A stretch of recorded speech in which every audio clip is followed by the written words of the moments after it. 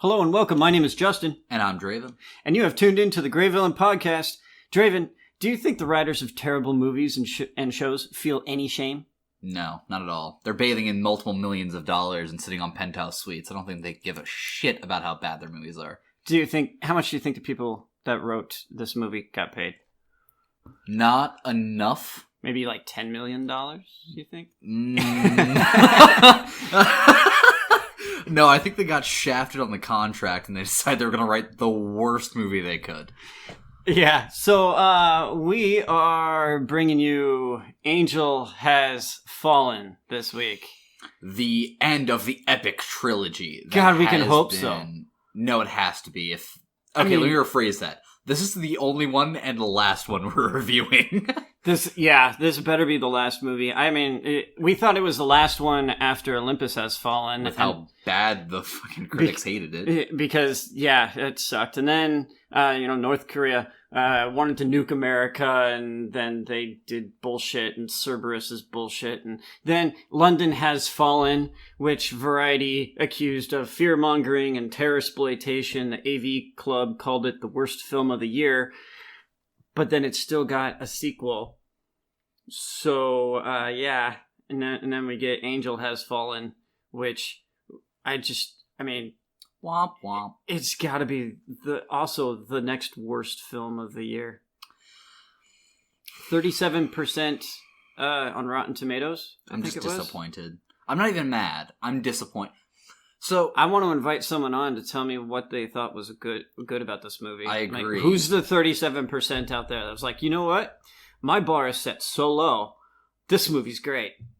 The people who grew up watching. Never mind. I won't make that joke. Okay. I want to know the joke. So Justin actually saw this first and shot me a text message. Oh, I saw it a couple days ago, and I walked out probably with 30, 45 minutes to go? 30 minutes to go. I don't know how long there was in there, but I walked out before the ending, and then Draven wanted to watch this. No, I did not. I specifically texted you. We could do it this week, but we don't have anything to do next week, so we have to do it next week. And, But no, this movie was... Our initial impressions are this movie was terrible. Don't go see it. Our secondary impressions were... do not see this movie. You should feel embarrassed if you go see this movie. The people that are in this movie should be embarrassed that they're in this movie. No, they're bathing in too much money to care. Well, I mean, Morgan Freeman was unconscious for half the movie. And we all envied him. Yeah, I wish I was him. I mean, even a coma is better than watching that movie. Yes, this movie was absolutely horrid and made me ashamed that we produce movies like this in America. If you had no faith in the intelligence community or the FBI or local law enforcement, this movie doesn't make you feel better about any of that. Actually, I know what... We were talking about it in the car that we don't know what demographic this movie was hitting. No, I don't. I do.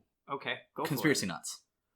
Think about it. Government conspiracies in every movie. Every movie they're out to get people. And then there's the old man. I mean, this is totally a conspiracy nut movie.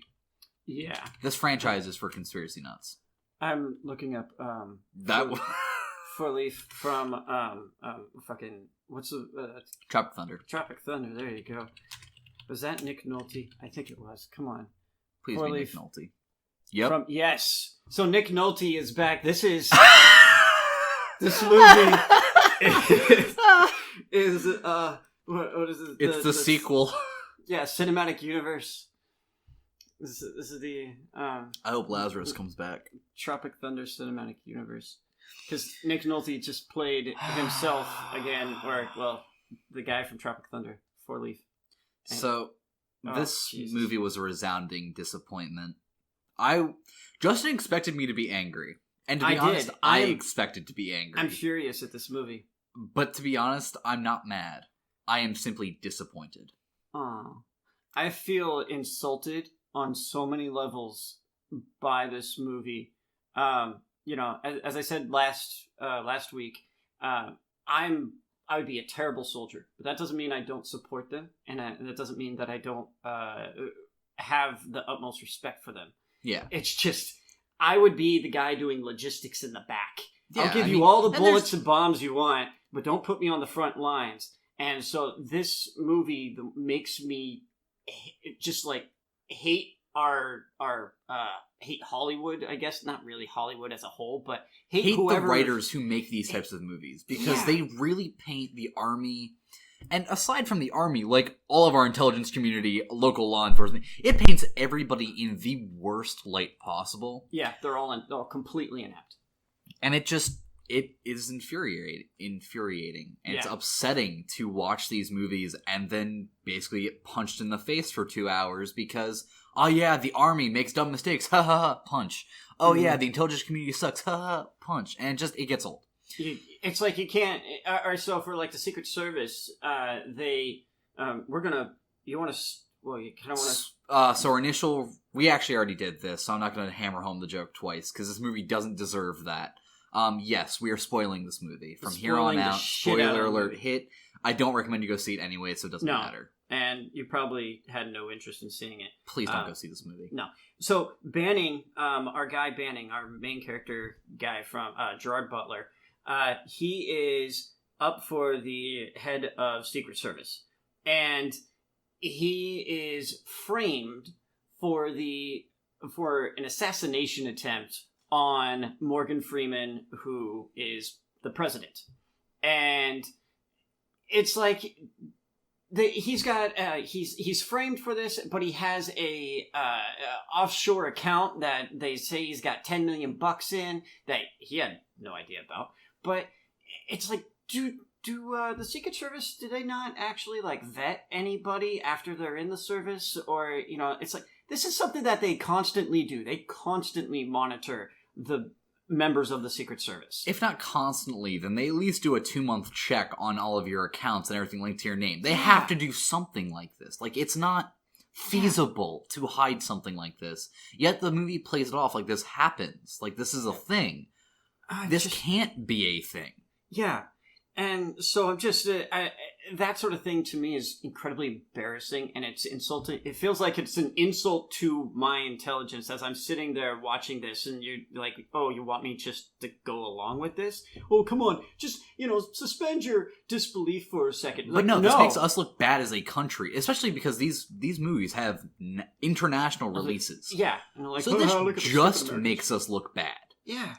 And it's insulting. It's really insulting. And even if you put that aside, it's a terrible fucking movie. Yeah. It's actually horrible. But it's insulting to our Secret Service, to our intelligence agents, to the FBI, to local law enforcement, to everybody. It's insulting to the viewers, the audience members, because we're supposed to just kind of go along with it and, just drool on ourselves as we're shoving our face with popcorn and shit. And it's like, I know you can do better, people. We've seen better movies. Yeah. Saving Private Ryan was one of the best war movies of all time. Yeah. That was written well. It had endearing characters in it. Mm-hmm. But it also dealt with war and combat and actual trauma. This movie tends to play the trauma of war off kind of lightly, and that's upsetting. It is. You have these guys who are the antagonist and the protagonist. I'm going to skip a little bit of the movie to get to these guys because they're introduced pretty early. They're former Rangers. Yes, but not only that, but they're both lions. This gets brought up multiple times about how they just want to fight. Rawr. And to be honest, I have not met somebody who's come back from active duty who has that sort of spirit in a long time, because war is not a fun place to be. You don't want to fight. It is terrifying. Yeah. And it's insulting to see two characters go, remember how he killed these people? Yeah. And even though they don't directly say that, you see the nudges. There's a scene where the two Rangers are sitting with one of the Rangers' wife and daughter. Mm-hmm. And the guy goes to bring up a story. And the main character immediately looks over at him like he's about to bring up some horrible thing. Because the main character doesn't want to live that type of life anymore. He didn't want to. He doesn't share these stories with his wife. Yeah, because he wants to leave this stuff behind. Yeah. This is a chapter of his life he wants to close. Yeah. And now his buddy is bringing up war stories, and his buddy kind of catches on to this and switches topic very quickly and on like a 90-degree turn. Yeah, it was well played, I guess. Yeah, well played on his part. But again, you see the duality here. The one guy wants to leave this life behind in favor of a family life, and the other one's still roaring to go, even though they both are like in their mid-40s, early 50s. Yeah. And are obviously aging out. Yeah, so the antagonist is running a mercenary company. Yeah. Called what was it called? Salient. Salient, yeah. Salient. Every time I saw that, I wanted to go, Soylent Green is people. But yeah, Salient, and it's the dumbest fucking company of all time. It is. And they are... So the setup is that Morgan Freeman's presidency, he does not want to have any more mercenaries because of Blackwater and what happened with that shit in our military. So these guys fight for money. He wants to fight for the flag, and I completely agree. Not only that, but he's also taken a very anti-war stance. In all three movies, from what I remember, he's always been anti-conflict as long as he can avoid it. As we really should be. As everybody should be. Because, I mean, yeah, we all support our troops, but to straight up be honest, like, let's stop sending them to these places because it's terrible. And it costs us trillions of dollars. Like, that's what it shouldn't be something that comes up as a resort at all. Like, it should be avoidable at all costs, and it isn't sometimes. That's understandable. Yeah, sometimes you gotta, and this movie handles that part of things a lot better than it handles anything else. Mm-hmm. Like, this... I approve of Morgan Freeman as president. Let's elect him in 2020. Yeah, it works for me. But, joking... he's played God, he's played president. Yeah, he's pretty damn good at this thing. Trump played an asshole on TV. You got Morgan Freeman, he's already played God on TV, so why don't we do that? Fair enough. But all joking aside... who's joking? I was talking mainly about my jokes. Oh, fine. But this movie is just a slap in the face and an insult, and the way we open up is even an insult. Yeah. Because we open up on an action range, and an action range is a live combat simulation, basically, where they use paint rounds, which is something you can actually go do in Vegas. It's pretty cheap, actually.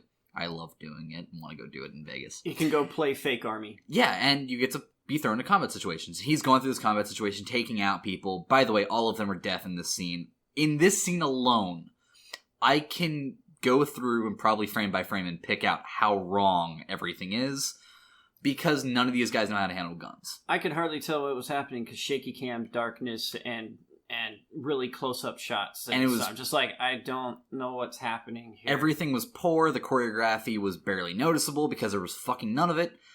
It was horrible all the way through. The setup for it was horrible all the way through. But this scene takes you through like a 5-minute jump cut sequence of combat over and over again. And then he strolls outside and gets shot in the chest anticlimactically, and that's it. Ha ha ha, it's a gag. If you don't train like it's real, you're dead when it is. Yeah, and ha ha ha ha ha. It's a super tense situation that he says that. And we go from this scene to them walking away and talking to each other about, man, my business, the protagonist, or antagonist. They're both talking. Yeah, to be fair. They're both talking, and the antagonist eventually goes, yeah, the business is in the red, and I heard you're going up for that new promotion soon. Could you maybe put in a good word for me if it's convenient? Yep. And, of course, Gerard Butler goes, yeah, of course, Danny Hudson, I would love to. And that's really it. They part ways, he gets into his car, pops some pills, and drives home. Yeah, because Gerard Butler's got a little bit later on, he's been popping pills because he's been in a bunch of accidents and shit, you know what I mean? It's like he saved the president twice. Yeah, these 3 movies have shown him getting shot, having grenades thrown at him, being thrown into shit. Yeah. I'm surprised he's still alive. He shouldn't be. No, absolutely not. The first movie alone has like a 10 death marker, at least. And so he's popping pills and things. I'm pretty sure that the Secret Service would have like their own doctors that they would go to, military doctors, or, you know, like the president has his own doctor on staff and stuff there at the White House. Yeah. But so I would assume that the Secret Service members and anyone on staff would also just go to that doctor. Or a doctor similar, like if not directly the president's doctor, somebody like a VA doctor. we do find out that he had been going there secretly for a reason and paying in cash. Yeah, so he's been going to see 4 different doctors, but that's one of those things that the Secret Service would never be... as a member of the Secret Service, you would not even be able to do this shit. No, like, you'd get caught and you'd be suspected of some serious shit real quick. Yeah, you would be thrown out immediately. And so he wouldn't even be doing this stuff, but, he's popping pills and stuff and trying to keep it all hush-hush. And they make it a kind of a plot point later on with the wife. Yeah. And they're like, do you know that he's taking pills for pain? And it's like, well, how is that relevant to anything? To be fair, don't we all take pills for pain? I mean, yeah, sure. I pop in a leave every once in a while. Yeah, you get a headache and whatever. But, yeah. I don't know. The entire plot point with the pill problem just annoys me. It's completely irrelevant to anything. Yeah, He's exactly. just got problems. Yeah, so what? He's got a problem. That doesn't have to be the focal point for this act of the movie. But it becomes one, and it's stupid. It becomes a thing for the whole movie, and it's all dumb, and it doesn't even stop him from doing anything. Yeah, and apparently, once he's without them, he just goes, hey, can I have someone leave? No, suck it up. Okay, fine. And then he doesn't take pills for the rest of the movie. Yep. That's it. That's literally how quickly he stopped taking pills. And at the end of the movie, they're like, well, glad you're off the pills. Yeah, and it's like, drug jokes. Thank you. Fuck? Joking about the narcotics problem in America. Yeah. Ha ha ha. After punching us in the face about the Secret Service and everything else that you've punched us in the face about in this movie. Yeah. You know what? Last week I made a comment about the Dark Crystal shitting all over Jim Henson's creation and memory. Yeah. This movie shits all over the average American's intelligence. Let's be honest. It does. And it shits all over our national view. It's a bad rep. It completely disrespects the armed force. Every branch of the armed forces may as well just call them all. Yeah, and our government, and our intelligence agencies, everything. It throws everything under the bus for the sake of isn't this relatable? Yeah, and it's dumb and it's annoying as shit because if it was a one-off gag, if it was just the dad, I would be a little bit more okay with it because it's one character. Mm-hmm. But the entire movie is based around the ineptitude of these agencies, and it's annoying. It is. And let's get a little bit back on the scenes because this is one of those movies where we'll just rant. So he's at the facility, and then he takes off, goes home, so that we can meet mom and so we can meet his wife and daughter, and because they are a thing that is they're important in his life because did he have them in the last movie? Yeah, his wife was pregnant in the last one, and then the first one, his wife was a nurse. Oh, so we're getting character progression. Oh, look at that. She's progressing more than he is. Huh? His family has progressed. However, this one, the wife is played by a different actress. Okay. The previous actress did not come back for this. I don't blame her.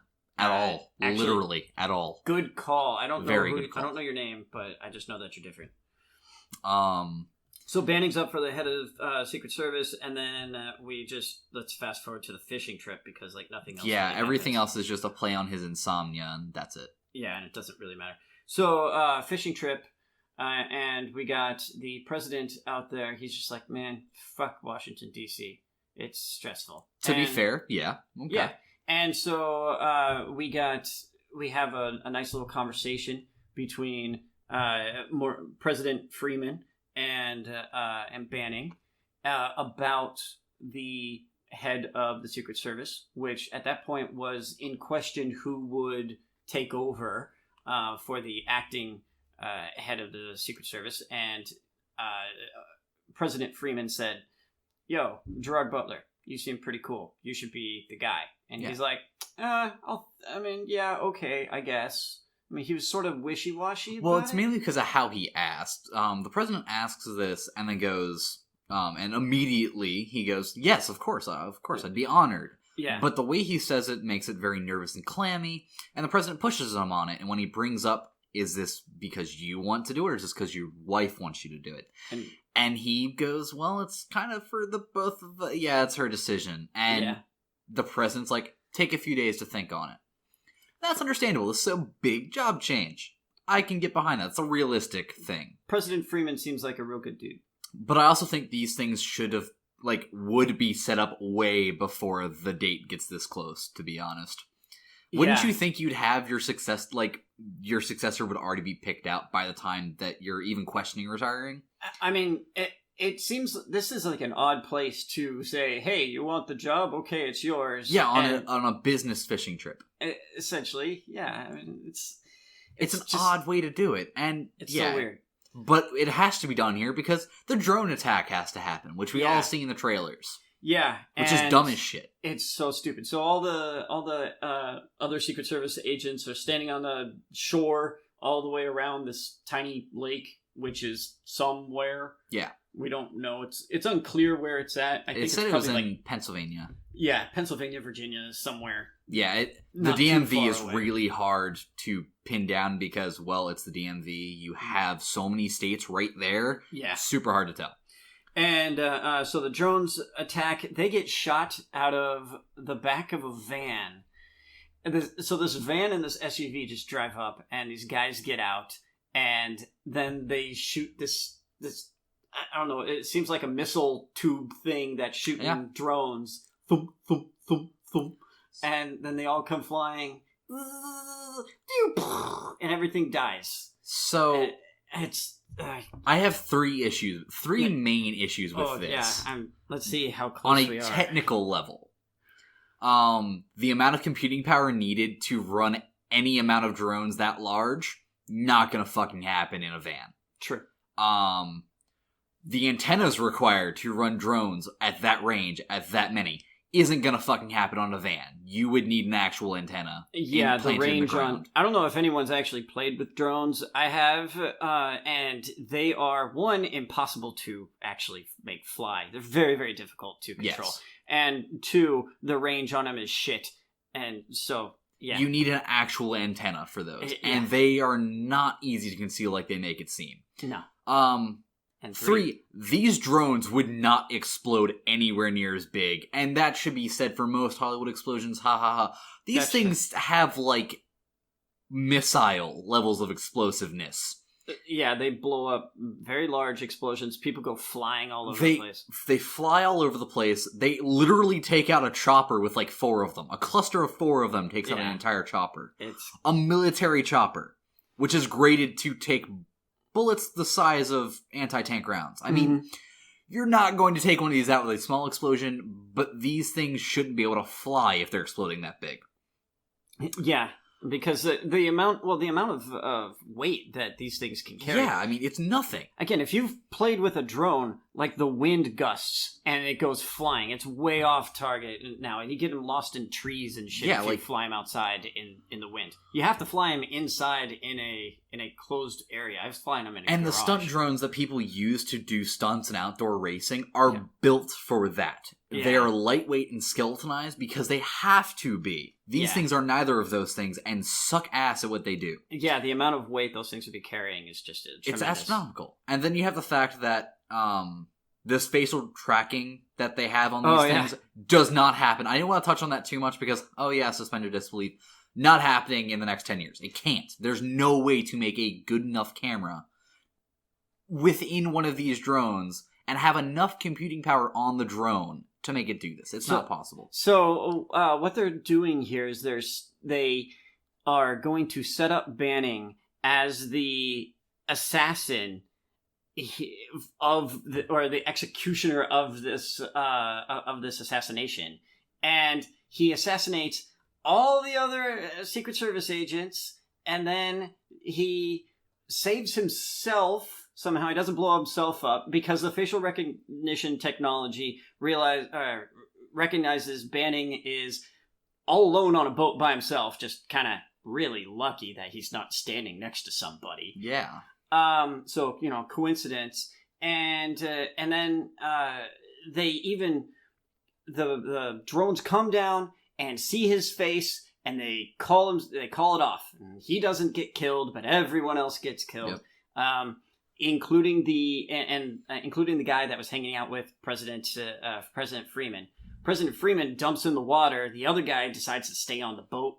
Yeah, that was the dumbest fucking thing. He just stands on the boat for a good 5 seconds and looks up at the sky. It's like, no, you could go too. You could have jumped in with the president. It's easy. You would grab the president's collar and you would jump the fuck into that water. Yeah. That's simple. But no. He had to die dramatically, looking at our protagonist. Yeah, and so then Banning goes and jumps in the water after President Freeman, and they are the only two people that survive the attack. Yes. And President Freeman comes up in a coma somehow. There is another point I wanted to touch on, because I mentioned this very briefly in the theater because I was trying not to be too rude to the patrons of this place, because we go there every week. Yeah. Explosions that happen above the water will still kill you. Jumping in the water isn't a safe thing. That's not something you should do, because the explosive wave actually travels better in the water. Oh, yeah, I know that. Mythbusters actually did an entire series on this, and I watched a lot as a kid. We miss you, Mythbusters. We miss you so much. But yeah, no, they're dead. They're completely dead. So a coma is a light kind of giving. We know that Banning has a spinal cord injury and a neck injury. Yeah. That gets brought up in the beginning of the movie. Doesn't really play a role at all in the rest That's what he's popping pills for. Like, when I saw in the last fight, when they're fighting and they're in that close quarters situation, I expected that to kill him. Yeah. Because it should have. It probably should have. Everything that happens in that last 10-minute sequence should have killed him. But we'll get to that. Morgan Freeman comes up in a coma, and he wakes in the hospital. Morgan Freeman doesn't awake in the hospital. I apologize. No. Banning awakes in the hospital, handcuffed to his bed. And we get some snapshots to the FBI showing up. So here's the thing, though. They're both unconscious in the water. Oh, yeah, they should have drowned. Yeah, I forgot to bring that up, too. And everyone else is dead. Yeah, who saved them out of the water? I guess they were just, floating on their back, waiting. Very luckily. And then here's the thing. It's like, okay, why didn't you have more drones flying around? Why don't you just keep going, guys? Keep going. You just murdered everyone else. Why don't you just actually finish the job? These guys, the assassins in this case, seem like the most inept crew that they could possibly have come up with, because they failed at whatever job they were trying to do. I don't even understand why they were trying to frame him. So actually, I just thought about something that I hadn't thought about in the movie that kind of changes this a little bit. I'm trying to figure this out. So we watched, when the assassination attempt's going on, it does track onto Banning, and somebody manually aborts it. Yeah, one of the guys in the van. Do you think they had a change of heart? Because they make a comment later about how this wasn't according to plan. It seems that your kinship with Banning is more of a hindrance than an asset. Do you think they didn't plan on leaving somebody to go scapegoat and changed last minute? No, because they had all the DNA and stuff that they planted. They planted the stuff at his house. Right. So that's pretty and nice. then they had to go through all the bullshit with putting the stuff on the dark web and you're right. And everything. That couldn't have been... Yeah, okay. It wasn't a last-minute thing. It's just, like, that was part of the setup, but none of it made sense. Yeah, okay, you're right. Never mind. Thank you. It's like your this whole story should have just kill the president, and then that's it. Kill Banning. There's no point in leaving him alive, because later on, I mean, the rest of this movie is about, trying to kill the president. It's like, you had your opportunity, and you fucked up, guys. Yeah, and then there's the fact that Banning's on the run for, 3 or 4 days. Yeah. They have 3 or 4 days to kill the president. And they did nothing. And not care about Banning. At this point, Banning shouldn't have been a suspect. They shouldn't have tried killing Banning anymore using salience assets. Yeah. They should have gone for the goal, because they had the opportunity. They had days to prep, but they didn't. Besides the point. These guys are so inept. There's also much easier ways to kill people. We have snipers that have effective ranges upwards of 2 miles. We can kill people without anybody knowing it happened. Why didn't you guys? Because you could have done it for a lot cheaper, a lot easier, and you could have pinned it on some random ranger. No problem. This could have been done. How many drones do you think were in the air? To be honest, I stopped counting after 10. I just stopped. I was trying to track to figure out how many, because there's no way that many missile pods launched that many drones. Yeah. Well, the thing is, they went and killed everyone else, but then took their sweet ass time to get to the president. Hey, guess what, guys? None of those other people matter. Yeah. Send every drone after the president. And when you confirm the kill everybody else. Yeah. What are you doing?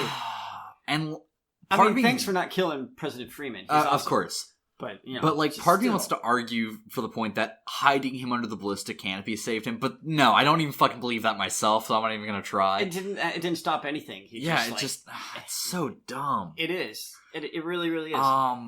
And when we get to the hospital scene, it just gets worse. Like, this movie gets progressively worse. Yeah, and you see why I hated it? I do. I see why you hated it. I can't find myself angry at this, because I'm disappointed. There's too many problems with this. So, they find...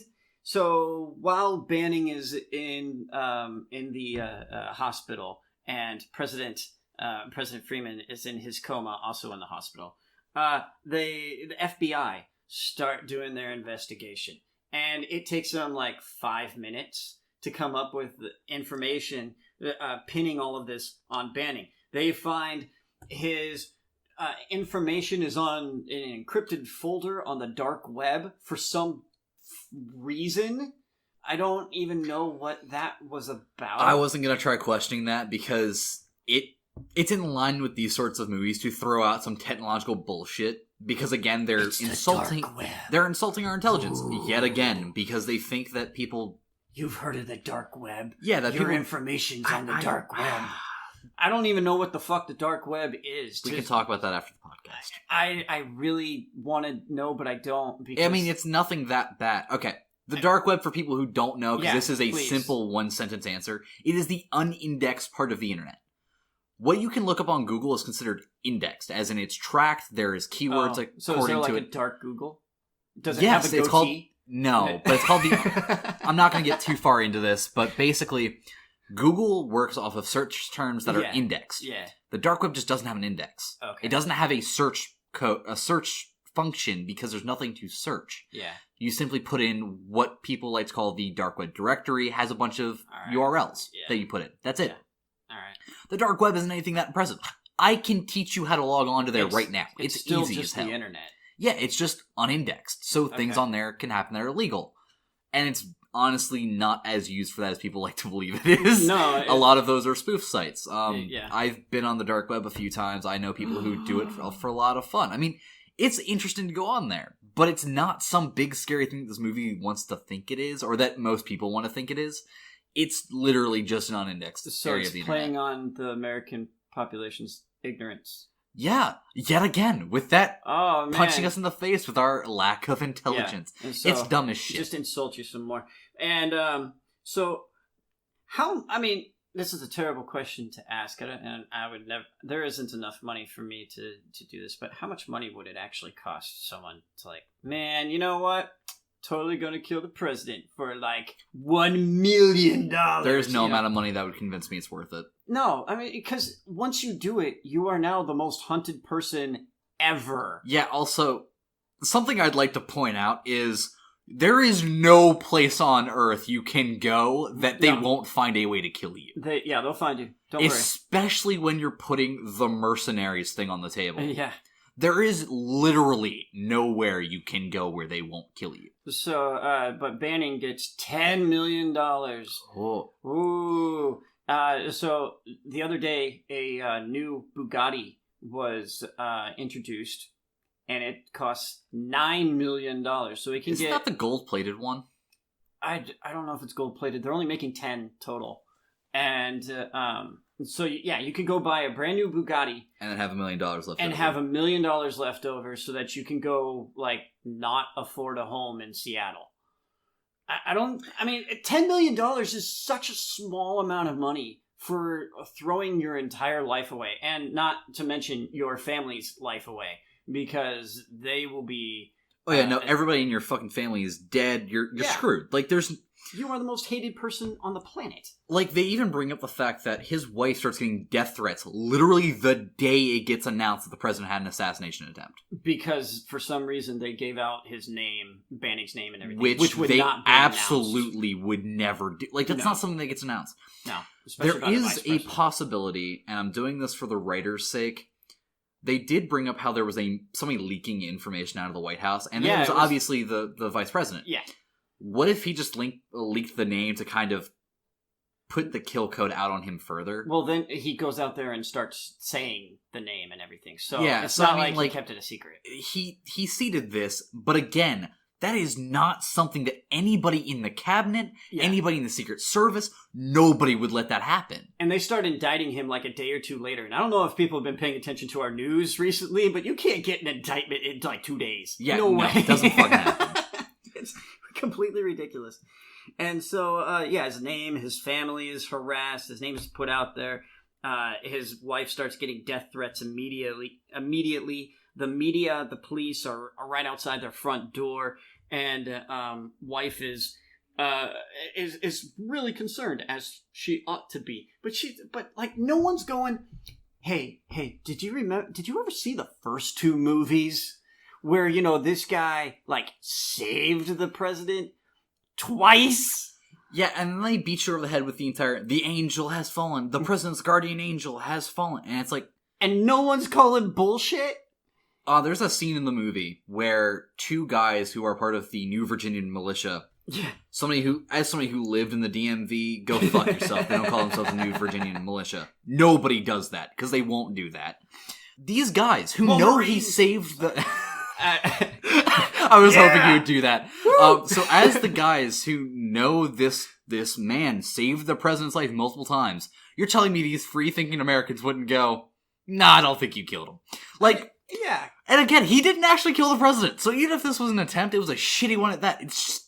It's so dumb, but it's you can't, come on, people, use some common sense. This guy who's saved the world from nuclear devastation and then saved the president and a whole bunch of other world leaders, but now he's like, for $10 million, yeah, sure, I'll kill the president, no problem. Yeah, it's like, no. I'm only up for the head of the Secret Service. But yeah, a stable job that'll get me a retirement plan easily. But now I'm gonna throw it all away. How much does the head of the Secret Service get paid, you think?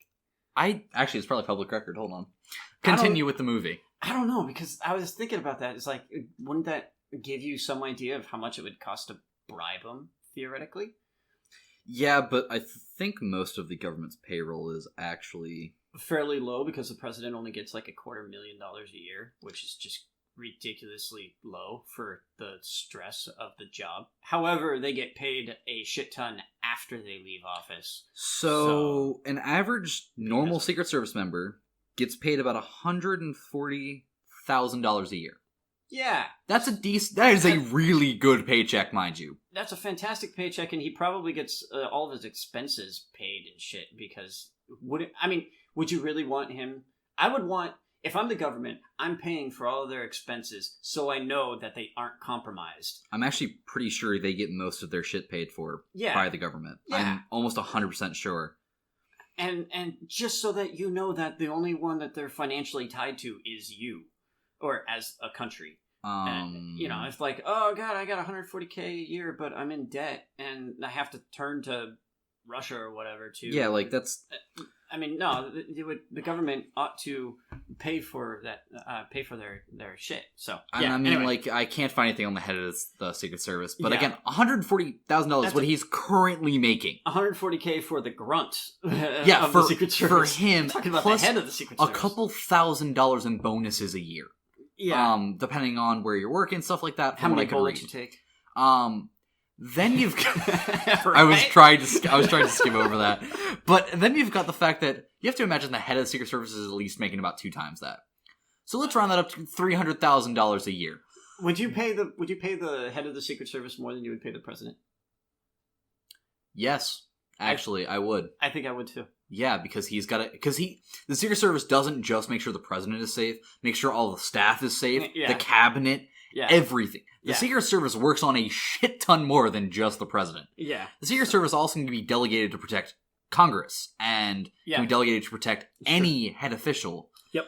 They are hugely multifaceted, and all of them come from military backgrounds. So, you're getting paid specialist pay to do this. I would pay an absorbent amount to have these highly trained bodyguards at my beck and call like they do. Yeah.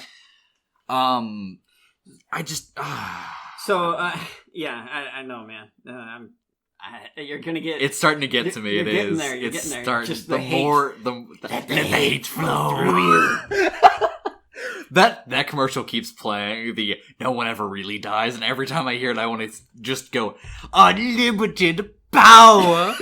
And, yeah, I just, this movie is starting to get to me a little bit. Alright, so, they talk to the, let's see, the wifey with the baby heads to the hospital to do nothing, essentially. She hears about what happened, and then she goes to the hospital, and she's trying to talk to she wants to go see Banning. Yeah, I mean, Banning which is understandable. She's a worried wife. But Banning is arrested because he's under suspicion of trying to do this assassination. And so the FBI agent, the most worthless FBI agents we have ever seen in cinema, probably. I haven't seen all the movies. Fair enough. She's like, did you know he was on painkillers? He's seen 4 doctors recently. And I'm sitting there just going, how the fuck is this relevant to anything? Who gives a shit if he's seen 4 doctors? She's trying to, like... the wife actually legitimately calls her out in the exact way I would. You're just trying to play me. Yeah. Because that's all... The FBI doesn't have all that much on him that... Like, they can't get any more out of the wife at this point. Yeah. When she knows nothing anyway. The FBI agent lays out all of her cards. Yeah. At the beginning of the conversation. And the wife so bad. Lives with a Secret Service agent. Yeah. So, like, this isn't new to her. No. She probably understands the protocols pretty well. And she's a nurse anyway, so it's not like she's a dummy. Yeah, and most nurses aren't anyway. The FBI agent goes like, you would help his case a lot. It's like, no the fuck I wouldn't. There's nothing I can give you anyways. And even if I could, nothing I could tell you would help his case. Yeah. Like, I don't know. The FBI agent is... I'm going to give the FBI agent a benefit of the doubt. Because yes, she's worthless, but she's doing her job. But she gets worse. Yeah, she gets shot. Which, yes! I'm kind of happy she got shot because she deserved to get shot in this scenario. Oh my god, she was so stupid. But again, she's doing her job. She doesn't actually have control over what she gets to do. She gets told what to do by higher-ups. She's stuck in bureaucracy. Yeah. Whatever, fine, do your job. I don't care. The way she goes about it is stupid as hell. Yeah. She probes the wrong people. Mm-hmm. And when she does get to Banning, she... disregards him. Like, everything he says, she disregards. Which, to be fair, if a guy you suspect of committing an assassination attempt on the president I didn't do it. That's understandable. But when he legitimately starts coming up with a case, and you just walk away, you're shooting yourself in the foot, or in the face in this case. And she leaves all of her leads, and walks away. And Banning gets escorted out by his... ex-boss, like his boss, a man he looks up to. These two have been through all sorts of shit, and it's like no one questions this. Nobody questions the motives. Nobody questions anything about it, and he just gets taken out and put into a car. I mean, shit, if I had to take you out arrested for something, I'd just be like... You'd at least have some questions. Yeah, I'd be like, what the fuck? And you'd be like, I didn't do it. I'd be like, I can kind of believe it. Here is exactly how this conversation would go. Justin, I didn't do it because why the fuck would I have? That's a good point. $10 million? Do you think I'd risk me, my life, my family's life over a half-cocked assassination attempt? I expected better of you. So do you think I'd actually do it? I hope not. I'm really skeptical here, so I'm going to investigate further instead of FBI agent going, case closed. Yeah, okay, thank you. See, that is how it should have gone down. That is not at all how it went down. No. She instead goes, fuck this guy, he's going to jail for the rest of his life. Yeah. He's going to the gulag. And everyone just immediately thought he was guilty, and it's just like, it's head scratch. What the fuck? And while the president's in a coma, his vice president picks up the presidency, of course, which... happens. Okay, whatever. Yeah, he should. I mean, that's the natural order. That is how we have it written down in the Constitution or whatever. Yeah. Whatever. He gets promoted to president. He immediately, within hours, goes on a warmongering spree against Russia. Yeah. Like with half-cocked evidence. Yep. And none of the cabinet actually fights him on it with any substance. And his big thing is, we're going to use mercenaries to do it. for some reason, he just had to come out and make a big announcement about we're going to use mercenaries in this. It's like, what the fuck why is that your big announcement? Why would you even announce that at all? So, Justin, as somebody who has more knowledge in this subject, I'm defaulting to you here. Presidents can't just push something past their cabinet like that, can they? That's not something the president can actually do. Executive orders are perfectly fine, and yeah, he can do an executive order on this, except the thing is he would normally wait until the president was actually dead before he goes and does stuff like this, because what he's doing is just far beyond what would be acceptable, because the president is merely in a coma and is not, I mean, like, what happens when the president wakes up, which happens, and then he goes, hey, we shouldn't do this, and then the vice president's like, oh, yeah, shit, okay. I just lost my job. But yeah, let's take this a step further. Doesn't Congress, or at least somebody in the cabinet, have power to overturn stuff like this? Not in the cabinet, no. It's an executive order. No, he does. He can do an executive order. It doesn't need congressional approval for. So literally nobody has the power to stop this if it happens. No, because the president has powers to do a lot of things. I mean, it'd be like allocating money to the Pentagon, but the purse strings belong to Congress. But authorizing them to spend money on mercenaries is, yeah, that's fine. I was merely asking because I like I said, I have no fucking clue. I barely understand our governmental system behind a base level because most people don't. Let's be honest. That's true. We are undereducated on the subject. Some would say intentionally. Yeah. I believe people should further their education. This should be a lesson to you all. Yes. So yeah, he pushes this act forth to literally start a war with Russia using mercenaries. However, he would have to get congressional approval to start a war with Russia. You would, and yet he doesn't. No, he ignores it. He probably is going to be like, WMDs and shit. Everyone just sign up. He'll find a reason. He will find a reason. And of course Congress, because they have no spine, will just do whatever because they're all a bunch of fucking losers. So this movie should have been shot down to begin with, because you're telling, like, this is just so dumb. And his character motivations is dumb too. He just, like, what is the vice president? He wanted to become the president. Like, that was it. That apparently is his whole thing. No, I think he just wanted to sign up mercenaries, and the only way he could do that is by becoming president. So, okay, I'm going to take a step back, because I'm angry, but I'm not dumb. There is parts of this movie where he does step out and say, hey, America is showing weakness. Like, his entire thing seems to be our military strength. From the beginning of the movie. Like, the first time you see him, he's fighting with the president about how we should act on some things. Yeah. He literally brings up, hey, we should be using mercenaries for this, you shouldn't be so quick to shoot this down. Like, it's one of the first scenes you see him with, is him with the other cabinet members. In a little meeting in the Oval Office. Along the lines of, we should be showing more strength, we should not be backing down at this point, we shouldn't be shrinking down, we should be blowing up, we should be trying to intimidate the enemy. Well, here's an idea, increase recruitment, but no one wants to go to war. So one of the ways that you could increase recruitment of soldiers in the real world is to maybe stop going and attacking, like, shitty places like Iraq and Afghanistan that gets us there forever, and we just throw trillions of dollars away and lives. And it becomes a war of attrition that lasts literally a decade. 2 decades, actually, in the case of Iraq. Oh, fuck. Yeah. We're going on decade number 3. And it's like, don't lie to the American public about stuff. And then maybe we might actually trust our government to want to sign up for the military. Yeah, I mean, it's dumb shit like this that makes these movies... the VA. Yeah. And First of all, when we come back broken... we can at least be fixed. Yeah. I mean, that's... But, first off, let's not throw away our troops into the really stupidest meat grinders that we can find for them.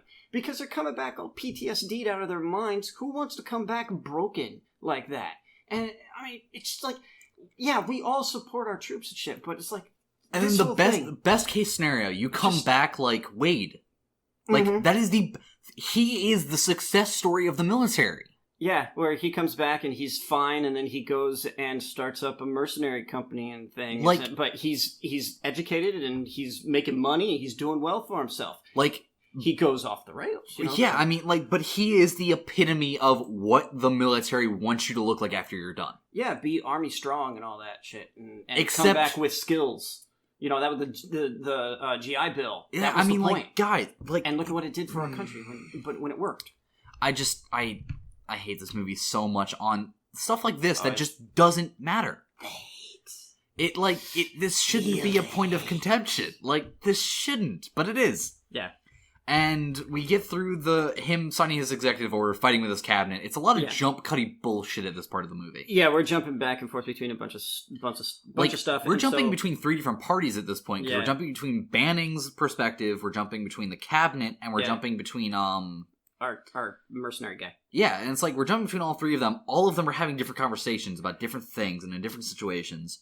So then we get to transporting Banning to somewhere. Where were they going? Secure position. That's all we ever get. A more secure location after you've been cleared by the doctors. Oh, by the way, the president is in a public hospital.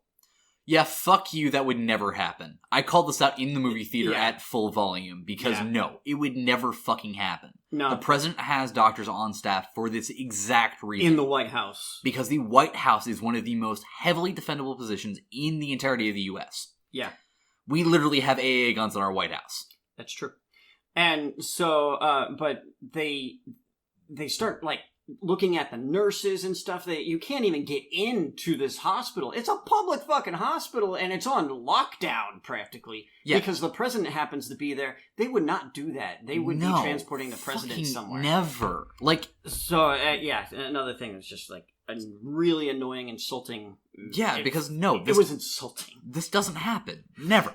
Ever would this happen. And so they transport Banning somewhere, and they use how many vehicles? They use 3... Of none of them, like, okay, there's the trope that all the vehicles match when the bad guys are driving them, which was really true for this movie. Yeah. The 3 vehicles they used to transport him did not match at all. You had a Dodge Charger of a cop car. Yeah. You had a pretty standard-looking cop car in the front. Yeah. And you had what looked like a white panel van. Of indescript make and model. Was it a van? Or I think it was just an SUV. It was some sort of... Either way, some sort of SUV type thing. But one of these things is not like... None of them make real sense. No, they grabbed 3 cars that they had extra and just threw them out there. And then But 3 cars! Yeah, 3 cars. To transport this guy who they think just tried assassinating the president. Mind you, the tail car is following a single car length behind. Yeah. Would never happen. The lead car is 2 car lengths in front. Would never happen. And the bad guys drive up, and the way they drive up is doing a night drive. It's pitch black out, and they're in the middle of nowhere. Yeah, they're driving through probably Pennsylvania at this point. Middle Pennsylvania. The issue with this is the way the guy is doing the night drive. He is wearing one night vision scope. Yeah, so the evildoers. My aunt is married to a man who did military driving in Iraq. He did night drives. Me and him had long conversations about these because I was curious, and back then I wanted to join the military. Until you realized. Until he told me some of the things that happened over there, and I decided that it wasn't for me. I wanted to join the military when I was a kid, too. And then I decided it wasn't for me, and I said the most I'd ever do is logistics. Yeah. I came out and said that because I don't think I had the guts for it. No. He brought up a very good point. When they drive the Humvees in the middle of the night, they have to wear night vision. Yeah. The issue is the minute you see a light, you're blind. You go blind in that eye. So this guy is driving a car or something with one on. Mm-hmm. And he immediately sees lights. His night vision is now overblown, and he is blind in his left eye. Yeah. It is gone. Yeah. Which does impair your driving a lot, actually. It's why they tell you not to drive with the LASIK. Because you have no depth of field. If you can't see, it makes driving very tough. Yeah, yes. And not being able to see how far things are because you don't have the 2 reference points, fucking impossible. So he's still driving, somehow, with the night vision goggles down, not screaming in pain because his eye is hurt, not dying of blindness. Oh, and then they hack these 3 nondescript car models. Again, one of them looks like it came straight out of the early 2000s. Just random cars. And he goes, I'm into the motherboards, pulling the chains now. 2 of these cars don't have motherboards. Like, I can believe for a minute the 2014 Challenger has a motherboard in it to go with its electric start. I might believe that. But it also has to have Wi-Fi. And... Yes. Which most cars from 2012-ish up started having Wi-Fi. I could see that for one of the cars.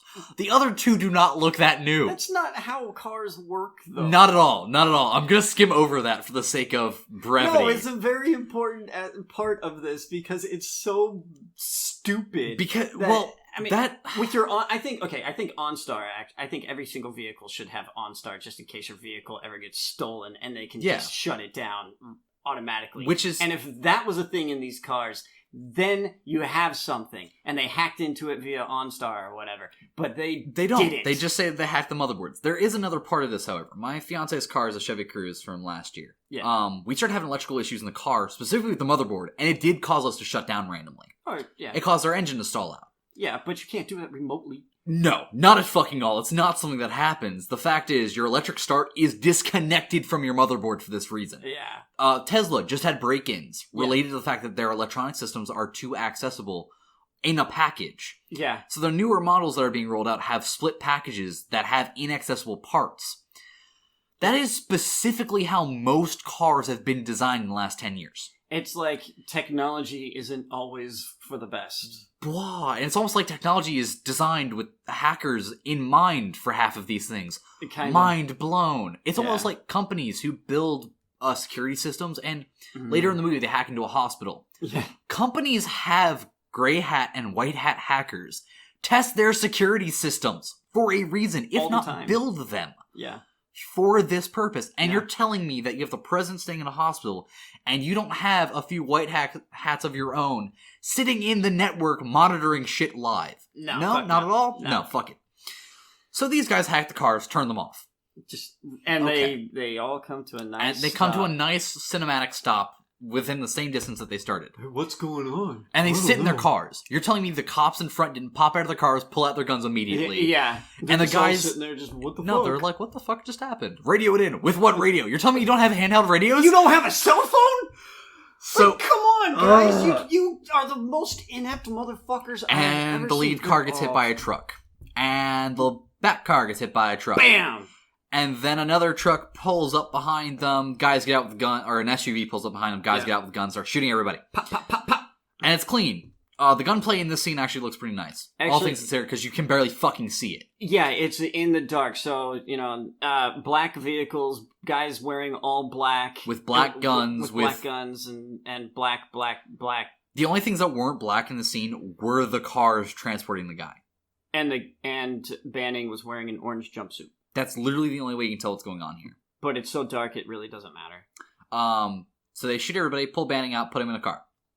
Okay, what the fuck ever. This happens in most movies where people get arrested. Like, yeah, sure. 90% Bourne did it. This part was all pretty good. Yeah. I mean, after they got the cars to stop, then everything from there was pretty good. It was pretty good. It reminded me of the Bourne movies, to be honest. Like the second Bourne movie where he gets caught and he's thrown in the car. Yeah, reminds me of that. Pretty much the same premise. Then he gets into the car, he's handcuffed, and leg cuffed. Yeah. He then uses... I couldn't see shit in this scene, so I'm going to assume what happened a little bit. If you go watch this and brighten it up for us and tell us in the comment section below that we're wrong. He punches one guy and elbows a guy, then grabs a guy and does some things. Grabs a gun, shoots a guy in the gut a few times, shoots another guy, runs out of ammo, throws the gun, headbutts it. It's bullshit. He eventually crashes a car and doesn't die on impact because he's not buckled in. And the way it looked, he had his leg braced against the seat. Yeah. You're telling me his femur isn't broken from crashing into something at that speed? He's a fucking superhero. This guy, could this guy beat Captain America? No, because he's got America's ass. But well played.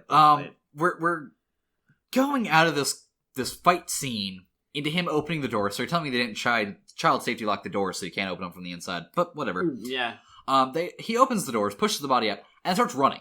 No, he checks the body first. Oh yeah! Here comes my favorite scene in the movie. Justin, I'm going to let you take this over because I'm getting tired. He takes the bodies out of there, and he then checks. He's like, "Who are you, motherfuckers?" And he pulls the mask off a guy, And it's the dude at the very beginning of the movie that he told to train like it was real because you're dead when it is real. And so, for a little bit of context, I skipped over this part of the movie because I fucking hated everything about it. But he kicks a dude down the stairs during the live training exercise. Yeah. And the dude comes out of the building understandably pissed. Actually, I don't think he's understandably pissed because guess what this fucking is, you stupid asshole? I'm saying understandably pissed from the aspect of if I got kicked down a set of stairs, even if that was my job, I'd be a little upset too because getting kicked down a set of stairs does not feel good. It's like being a stunt double. It's part of the job. Agreed. But all that aside. And he comes out like a little bitch. He's and not only a little bitch, but he stances up for a fight. Yeah, he wants to fight him. It's like, dude, what the fuck? Like, you think people never get kicked downstairs in this? You guys are shooting each other with paintball guns and shit, and you guys fight each other all the time, but you're acting like a little bitch because you got hit? And 3 guys have to hold him back. I'd like to point out that somehow not one of these guys could just put a hand on his chest and go, stop. No, 3 of them have to hold this dude back. Whoa, man, but we get to this point where so seeing the face. Oh yeah, he starts ripping all the other masks off. He rips all the other masks, and then that's how he figures out who's after him. That Salient. He's like, oh, this is the guy from Salient. Okay. And all of them are guys from Salient. Yeah. Oh, I get it now. And so then he hightails it into the woods. Mighty convenient that he found the one dude he actually recognized. Yeah, I mean, out of like the however 100 guys that he kills in this movie, it happens to be that guy. From the writer's standpoint, I could see it being kind of like this guy specifically requested the detail, but no, there's no precedent for that. There's no reason. There's no way. There's no way. There's no fucking way that happens. So, but he runs off into the woods. And then so the FBI gets called in, and they get told what happened out there on the road, and then they head over to it, and they're like, we need to keep a large search radius, and apparently they haven't found like a minute down the road this vehicle that had crashed. They're just checking out where all their soldiers or other they do say, because the way the scene is set up is she comes into the main office with all the screens. She ran like a mile down the street or something. She ran from one building to another. Yeah, it's super dumb. The transitions in this movie fucking suck. That's true. They're sudden and they don't make any sense. Nope. She runs into this room and gets briefed on what's going on. They do say that all of our guys went dark, and then a few minutes later they bring up, oh yeah, we also found this car that got crashed and there's blood in it. Check and make sure it's not banners. Like, weren't they already going to do that? Doesn't that already make sense? Yeah, you would think. But then it's like, okay, so here's the question. Who are those guys? What were they doing? They do say that we can't find ID on any of these guys. But no one questioned, like, what happened to them? Yeah, nobody asks, nobody wonders. And they're like, oh, it must be Banning's throwing us off the trail. So he runs. Where does he go? Good job, FBI. Where does he go after this? Does he go straight to the phone? No, to the phone. Yes. Because he goes straight to the gas station after this. Yes. At some point, he gets a set of clothes. That's where we meet the Virginia guy, or the these Mounties. guys are so fucked. The Mounties. I lived in the DMV. What are the fucking Virginia, the hillbillies? The guys that were up there. We just call them rednecks and hillbillies, to be honest with you. During the Civil War, what did we call the Confederacy? Guys? No, the guys in the hills. Oh, whatever, doesn't matter. Yeah, you know what Rough Riders. Oh, they were. Yeah, sort of. Not really, but that's not what I was looking of. Oh well, fuck. I don't know who it is then. Someone out there, comment. Oh, I know what you're talking about. I can't remember the name of it though. You were close with it. Yeah, the hill. They were something mountain, Green Mountain, something stupid. It's not Mounties because that's Canada. No, it's not Mounties.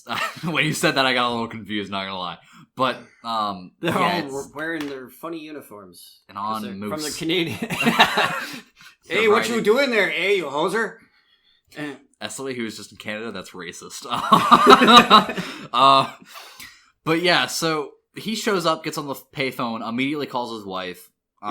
Which, understandable. Sure, okay, but he knows he knows that it's tapped. He even makes a comment during the call that it's tapped. Why is he waiting so fucking long. He knows it's being tapped, and then he's like, well, I know they're listening, but I got this thing to do, so I'm just gonna stay on the line long enough for you to trace my call. Yeah, it's so dumb. Like, hang up, motherfucker, you got things to do! And meanwhile, there are guys around the truck stop grabbing guns and getting ready Jesus to... Christ. Civilians arrest him.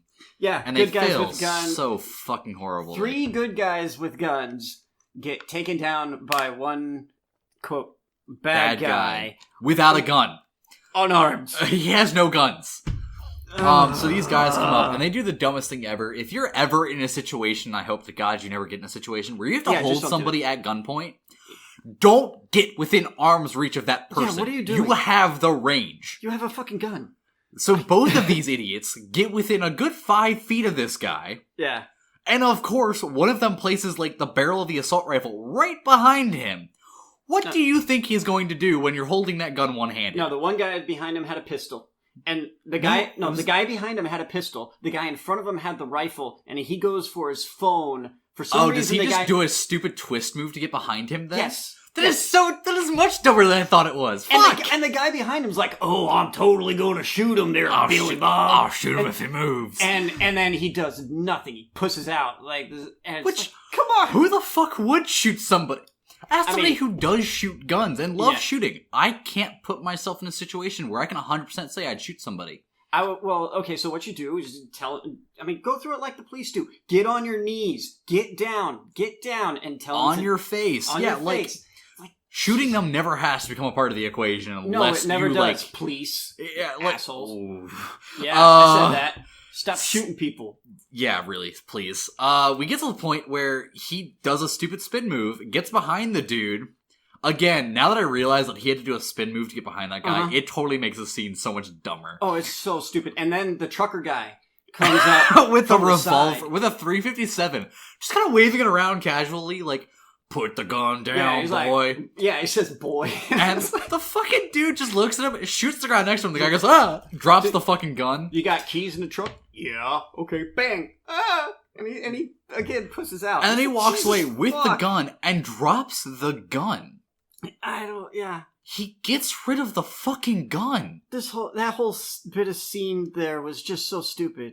Something I just realized though, he tosses that gun on the ground. Yeah. That dude needs to get his sights realigned. That poor fucking dude has to realign his sights. Oh, yeah. It sucks.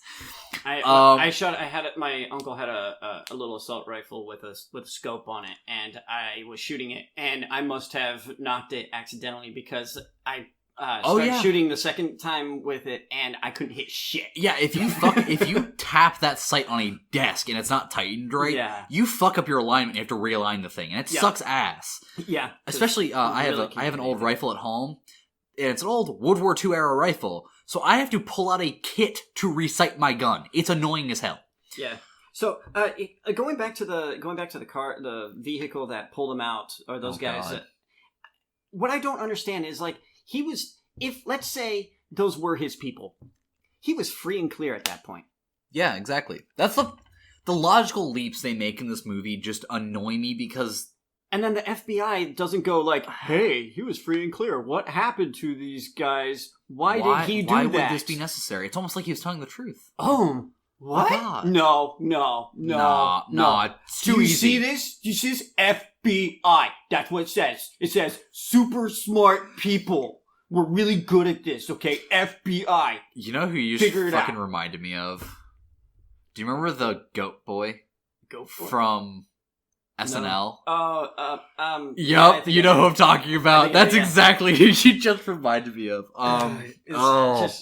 These guys, they're so stupid. I'm so tired of My name is Hazim. Mm-hmm. I am calling it bombing on the seas. Callback.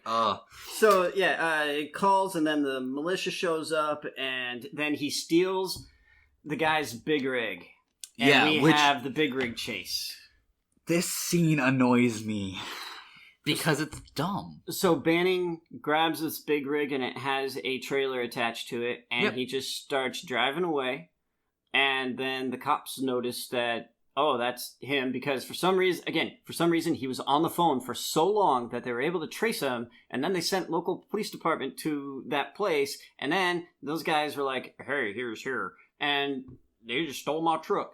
And so then they go and chase him in the truck, and he goes down like a dirt road or something, down this really narrow road with his big trailer, and he keep getting shots of the front of the truck. It was like action shot. And the trailer from different angles. They kept cutting the moving of the trailer. There's a point in this where the cop comes up next to him.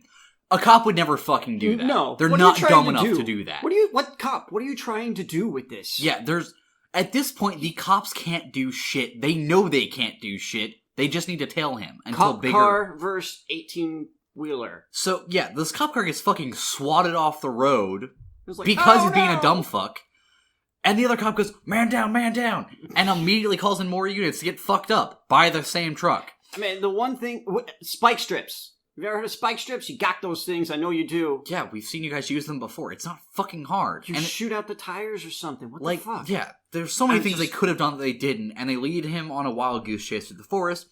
They get to a point where I literally almost stood up in the theater and walked out. He slams the side of the trailer into something and continues driving. No, he tries turning, and the trailer... yeah. It disconnects. Tips. And the issue with this is, trailers are built to not do this. Yeah. Because if they do this, you're risking more lives than if your trailer just jackknives. Yeah. So it disconnects off, and the trailer, the cab, drives away fine. The trailer gets torn off. Doesn't even care. No, your cab is fucked. Yeah. It rips out your entire back two axles. You're fucked. You're done. The chase is over. You're caught. You're going to jail for the rest of your life to be butt fucked. Have fun. Yeah. But no, he drives away and continues for a very long time. And the next scene pisses me off even worse. He's driving down this super thin dirt road that has a... Virginia doesn't put shit into their roadway safety budget. Take it from somebody who lived near enough there to drive there. Dude, what do they put money into? Crack. Opioid so, he's driving down this West road, Virginia. and randomly there is a set of guardrails that he runs into. A steel guardrail with a wooden post. Yep.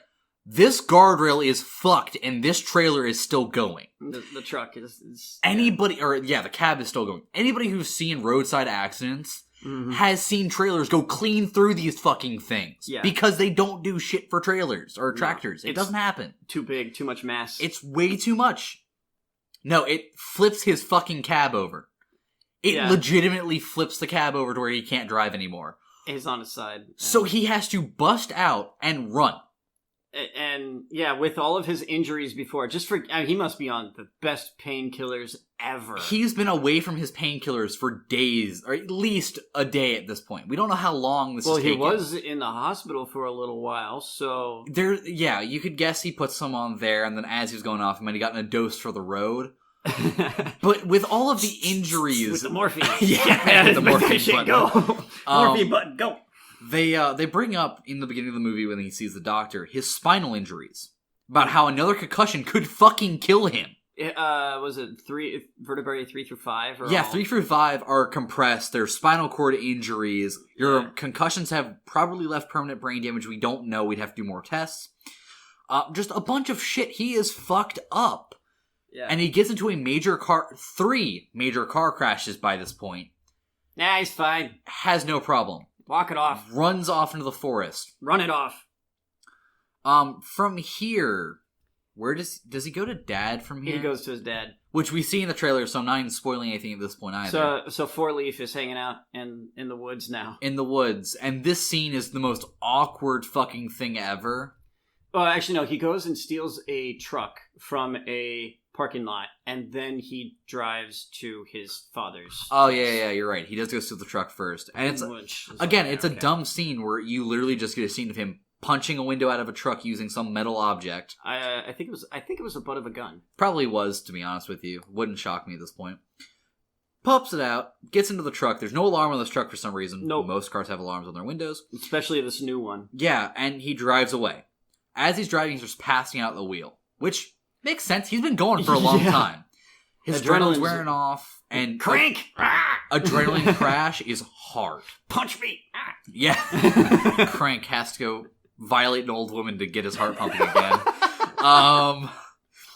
So he drives his truck, gets to where he has to go, gets out, sees his dad, has an awkward confrontation with his father at gunpoint. Yeah. Talks a bunch of smack about his dad. It's a weird conversation because he's like going along, and he's like, I came to see you, Dad, and it's like that's the name drop for the audience. Yeah, like that's from, and at this point, there's enough contextual evidence. Yeah, we kind of that we could make it because he says, "I had to make sure you weren't dead." Yeah, so we can guess at this point that's either his dad or his mentor, someone close to him, and you don't need any more than that. No. And then when he gets in, he starts talking about how leaving your mother. That would have been. Yeah. If he had never name dropped the fact that it was his dad, it would have been so much more organic to have him come in and then them start talking about their relationship. Yeah. That would have actually been good storytelling. Yeah, that would have been. But having him name drop dad and then immediately go to a scene where he is sitting down and then talking shit to his dad. Yeah. But how his dad left. Why did you leave and stuff? And it's like, we get it. We get it. You're a dad. Because at that point, it feels like lazy storytelling. Yeah. But I understand. I'm at odds here. Because I understand where the writers were trying to go with this story overall. Mm-hmm. And how there are points where the writing is decent. And they fuck it up by adding in unnecessary detail. Who wrote this? There's a lot of writing in this movie that is redeemable by not fucking it up by adding unnecessary detail. Robert Mark Kamen and Matt Cook. As well as 5 other credits. Well, 5 more credits. Is that all screenplay? Oh, shit. Fuck. And Rick Roman Waugh, who Creighton it. Rothenberger. Katrin Benedict. And Creighton Rothenberger again. And those are who created the characters. Based on characters. So I think those are previous movies. Which is just dumb as shit. Yeah. So, yeah, there you go. They add so much. I blame you, people. Yeah, my issue is, again, they add so much unnecessary detail. Yeah. Without that detail, this movie would be better. Leaving some vagueness, it would leave some... just a little bit better. In the story parts, it would be better. You still have to fix your cinematography, your choreography, your audio. You have to fix everything else, too. But this would be a good first step. The dad scene is super dumb, and the following scenes are even fucking stupider. Yeah. Well, so Dad is a former Vietnam vet who's living off-grid because he's a conspiracy theory guy who doesn't like sucking on the teat of America, because if you suck on their teat, they'll never let you go. Or if their tendrils get into you, they'll never let go. He uses tendrils. The teat is better, to be honest. I can see him saying teat a lot easier. He would no doubt say teat. What is he, just tendrils? Come on. I don't put too much stock into his character until the end of the movie, to be honest. Did you like Nick Nolte's character? Did you like his acting, I should say? Yeah, I enjoyed him. I believed he was conspiracy theory nut. Yeah. To be honest, like the most believable character in this whole thing. The most believable, the best written, the most well acted, and honestly, the only character in this movie I didn't hate. Yeah. Four Leaf. We love you, Four Leaf. So, there's a scene later on where he Deus Ex Machinas. Before that, when he's talking to his son... Yeah. That's a believable character moment. Yeah. And what he does makes sense for his character, even though the situation is bullshit. Yeah, so he was all PTSD'd after Vietnam, and he didn't want to stick around and subject his wife and child to that, which, I mean, if that's what Good thought, wrong way of going about it. Yeah, yeah. Instead of dealing with his problems, he ran away from him, and he confronts that. Again, this character actually has growth, too. Yeah, Yes, he does. By the end of the movie, he is reconnecting with his family. And actively trying. His character is the only one in this movie I actually like, and I kind of hate that. Because his character's supposed to be hateable. At the start, yeah. They're making this guy out to be a super bad guy, but no, he was trying to do right by himself and his family, and that's admirable, even though he went about it in a shitty way. Yeah. I can honestly say I like this character a lot. So do I. I think that's the best part. We're gonna have to... I might not give this a 0 now. So, we in the theater agreed to a 0. And yes, I told Justin that I would try arguing him up. I think this is the only point that I can argue up to a 1. So this, like, cancels out all the negatives. Yeah, all the negatives that brought us into negative numbers. This is bringing us up to a 1. I think that's a good... I'll give Nick Nolte... Nick Nolte is going to save this movie from being a 0. Yeah, okay. With that out of the way... Four-Leaf, you're the best. The next few scenes are bullshit. Yes. They do bring up how he was an ex-tunnel rat in Vietnam. Yeah. Which those guys had balls of steel. They did some of the fucking hardest work. Yeah. Watch any documentary on the tunnel rats. Please educate yourself on these people. Yeah. They went into tunnels with no training, with pistols. They weren't even allowed to wear most armor because it was too big and bulky and heavy. Yeah. They literally went in with pistols, knives, and no flashlights and had to navigate by hearing and kill anybody they came across. Yeah. And they were ruthlessly effective. My dad was, he got picked up by the draft, except that he volunteered. Yep. And so he didn't have to go to Vietnam. Instead, he went to Alaska and El Paso. Which, respectable, to be honest. Yeah, because he was like, there's no fucking way I'm going to go to Vietnam. It was the meat grinder at the time. Yeah. But I just admire the fact that this movie at least stuck to their guns when they said he was a tunnel rat, and then immediately follow that with a hidden tunnel through the land. Yeah, that was great. I really liked his character. They stuck to the guns. And yeah, they did. I don't like the next part, where they climb up out of the hatch and immediately have a... So why do they have to go down there? Oh, okay. I did skip a part. Salient shows up. Yeah. And he sees them on the cameras that he has, the hunting cameras. He has CCTV'd into his house. So Salient does some research to find out that where Banning went. They go through and see that he's been tracking this SSN number for a while, and they do some research, and it's like, oh, that's his dad, who's an ex-tunnel rat. That's how you get all the exposition behind his character, because you don't really learn anything from the main character, because the main character barely fucking knows his dad. Yeah. So all the exposition comes from Salient, who then sends units out to get them. Yes. Did I cover that well? Yes. Okay. So then we lead into the scene that I kind of hate, but I like it. If I turn off my brain, I enjoy the scene a lot, to be honest. So I asked you too early, was this scene played as comedy? You did ask me that, and at the moment, and even now, no. I feel like they were really trying to play this off as something serious. Because there's no point at this where I feel like I feel his character is comedic.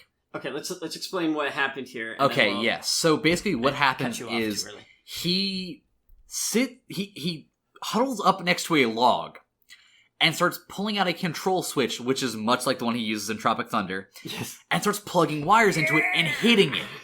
And detonating explosives, taking people out. It's really cool, but no, this does not fucking work this way. You got really lucky with your bomb placement. Yeah, bro. He placed these impeccably because none of them go off without killing somebody. Yep. None of them. But he's reaching for wires in the dark and just plugging them in, hitting the switch, unplugging them, plugging them in, hitting the switch. Doing this over and over and over again. They're blowing up the whole West Virginia countryside. And there's only one of them that is a manual pull. And it's the one that his son has to get after going on a danger close killing spree. So for some reason, Banning decides, he's like, I have to go out into the woods and start killing these guys. And Four-Leaf is like, no, you don't, dude. Yeah, just fucking stay here, please. And he's like, nope, I'm going. Pew! And he takes off. And takes his gun. And he takes this gun. Fucking asshole takes his dad's gun without saying anything. And really. Four-Leaf is just like, the fuck, dude. Well, fuck you. It starts hitting the explosions again. And luckily, it doesn't hit Banning. Comes close. Comes really close. And when Banning gets pissed off, he's like, I told you not to go down there. Yeah, he comes sliding back, and he's like, oh, I didn't say go down there. And he goes, pull that wire. Where's the wire? In the leaves, dumbass. Pull the wire. So he grabs the wire, pulls it, and boom, boom, boom, boom, boom, boom, boom, boom, boom. It's a very large pull, too. Like, it's a full-length, arm-length pull, and it detonates a set of, 30,000 tons of TNT. It's something along the ridge line. Dude, he has so much TNT or something. Some type of explosive that doesn't degrade and has a big enough punch to kill a bunch of people, and you can get somehow. Yeah. I'd assume TNT, because it's the only thing that comes to mind other than C4, but that's really hard to get. Yeah. Understandably. Sure. Very understandably. And somehow the FBI or, anyone, no one notices. Nobody notices these fucking explosions in the middle of Virginia or Pennsylvania. It's West Virginia. West Virginia. Well, they jump between, 5 states in this movie so often that it's hard to pinpoint where the fuck they are. But, this sort of shit happens all the time in West Virginia. It's fine. Yeah, it's fine. It's the hillbillies cooking moonshine again. So they're fucking around, and we get to a point... So, okay. Back to... Is that whole scene played for laughs? Because I thought it was played for laughs. And then at the end of it, the whole, well, I didn't tell you to run out there. And then there's another joke after that. Feels... That people did laugh at. It feels... Yeah, I did laugh at it too. I know what you're talking about. Where he's like, well, it worked, didn't it? Yeah. It's like something like that. And it feels comedic in tone, but it doesn't at all have the... Doesn't have the cinematography or any of the extra benefits that you would need to make it a comedic scene. Mm-hmm. To make something comedic, there has to be some punchiness. There has to be some camera movements that are very essential to making something comedic. It's super subtle. You don't notice it unless you're looking for it. This movie felt too serious in overall tone, and this scene was shot in such a way that it feels too serious to be comedic.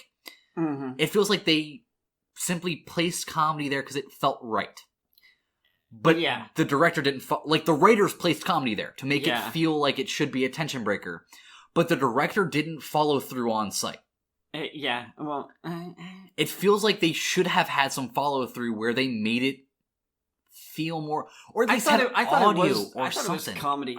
How it was played, because it's action. It was a whole action comedy scene, but it didn't feel comedy to me. The way it was shot felt way too suspense and thriller to me. Yeah, because it's shot all static. I'm just talking the lines that they lines are fine, but you can't just sprinkle in some lines in there and go, "Is this comedic?" Because no, you gotta have gags. I think they tried and failed. Okay, personally, because they got the place to laugh. They did get the place to laugh, but to be honest, there was 5 of us in that entire movie theater. Yeah, there was only a handful. And 2 of them were really old. No offense. But they laughed. They did laugh. I also have no fucking idea why they were there. They stayed awake the whole time. They stayed awake. They were also chatting. They were talking a little bit back and forth. A little bit, not very much. It was a lot less than us, but that's because we just... At some point during this movie, I stopped caring. At the beginning, I was suppressing my talking because I was trying to take the movie seriously. Oh, I wish we could have been in there by ourselves because we would have been yelling at the screen. Oh, yeah, no. I really wish one of these days we would get an empty theater. Yeah, because we will... We will troll hilarious. The fuck out of the movie, and we will be funny as shit. We will... we need to do a reaction video or something of a movie, and just... We do. But it's so hard hilarious. To get a movie where we won't get copywritten for it. Just show ourselves and... Oh, yeah, I guess we could. Okay. And have it in the background. We're going to have to shelve that. We will... That it's is something we're that we're looking at doing. Something... we should also... Maybe we should just put ourselves on TV or on the video. Maybe we should. Uh-oh. All right, what do we think? We'll get back to you guys. Hit us up with some feedback, please. Yes. Massive explosions in the West Virginia hills. Banning and Dad, what do they do after they explode? Banning and Dad go through the cabin real quick and then go uncover the truck. They gather up all the bodies. Oh, my fucking god, I forgot about this because I hated it so much. They gather up the dude's bodies. The charred, burning bodies. Yeah. Pile them up on the cabin's porch. Yeah. And then scratch into the wood. We work for Salient. Okay. That's a good message. That's clear. That's what you want to say. Uh-huh. And then Banning and his dad go to the truck. Yeah, and get the fuck out. And they take off.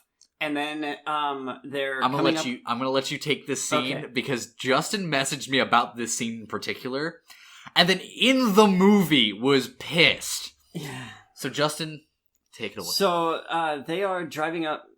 So Banning and his father are in the truck together, and they are driving up to. They're driving along a road, and there's a toll camera up there ahead. And at first, I thought it was a satellite. When I first saw the movie, I thought it was a satellite, and instead it's a toll booth. But he's like, oh, you should probably like disguise yourself or something. He's like, well, whatever, I'm not going to do that.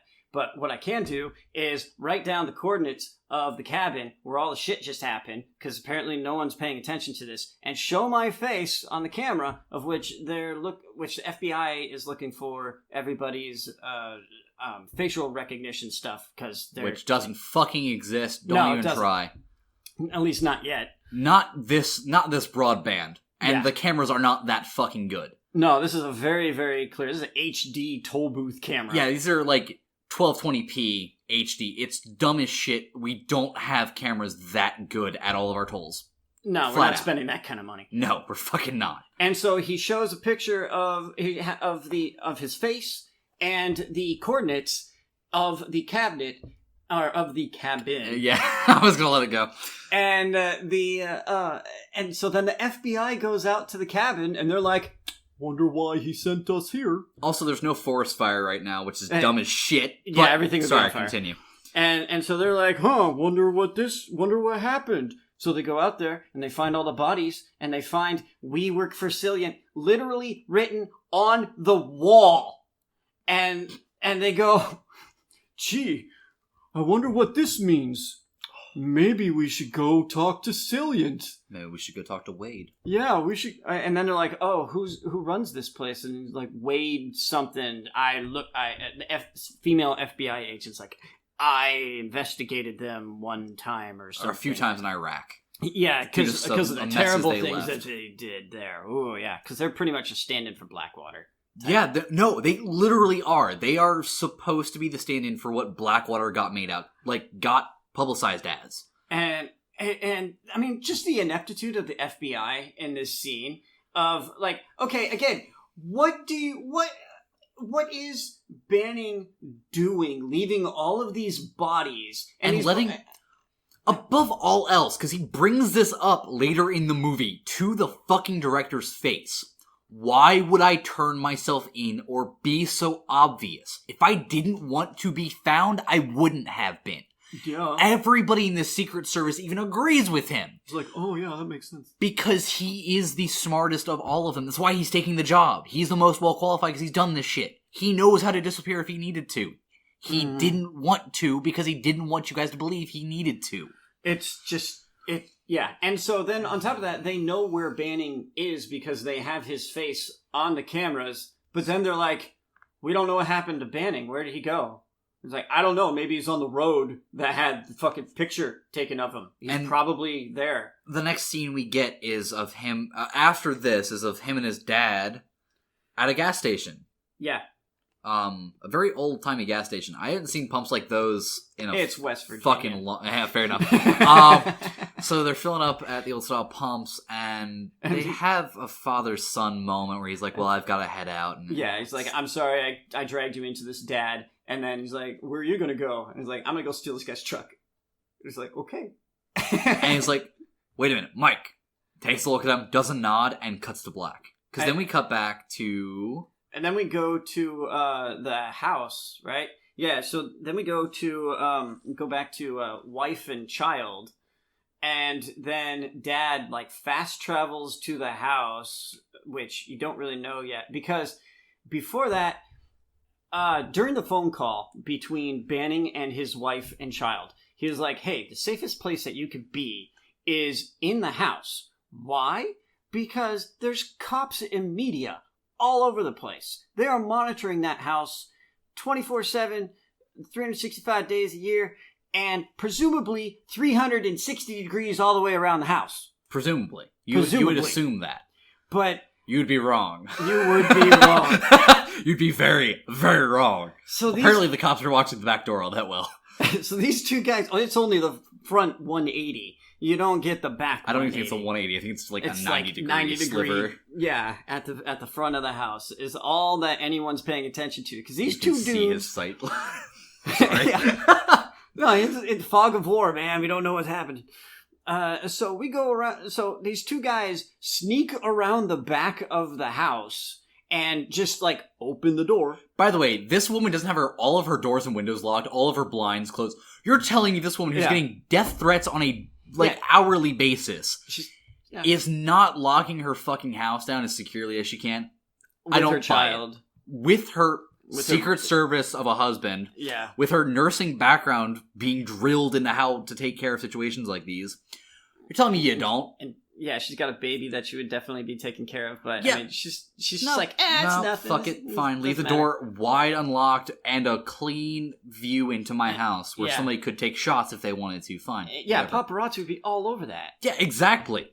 And so these guys just wander in the back, and they're like, "Hey, Wade told us to." Not Wade. Mike.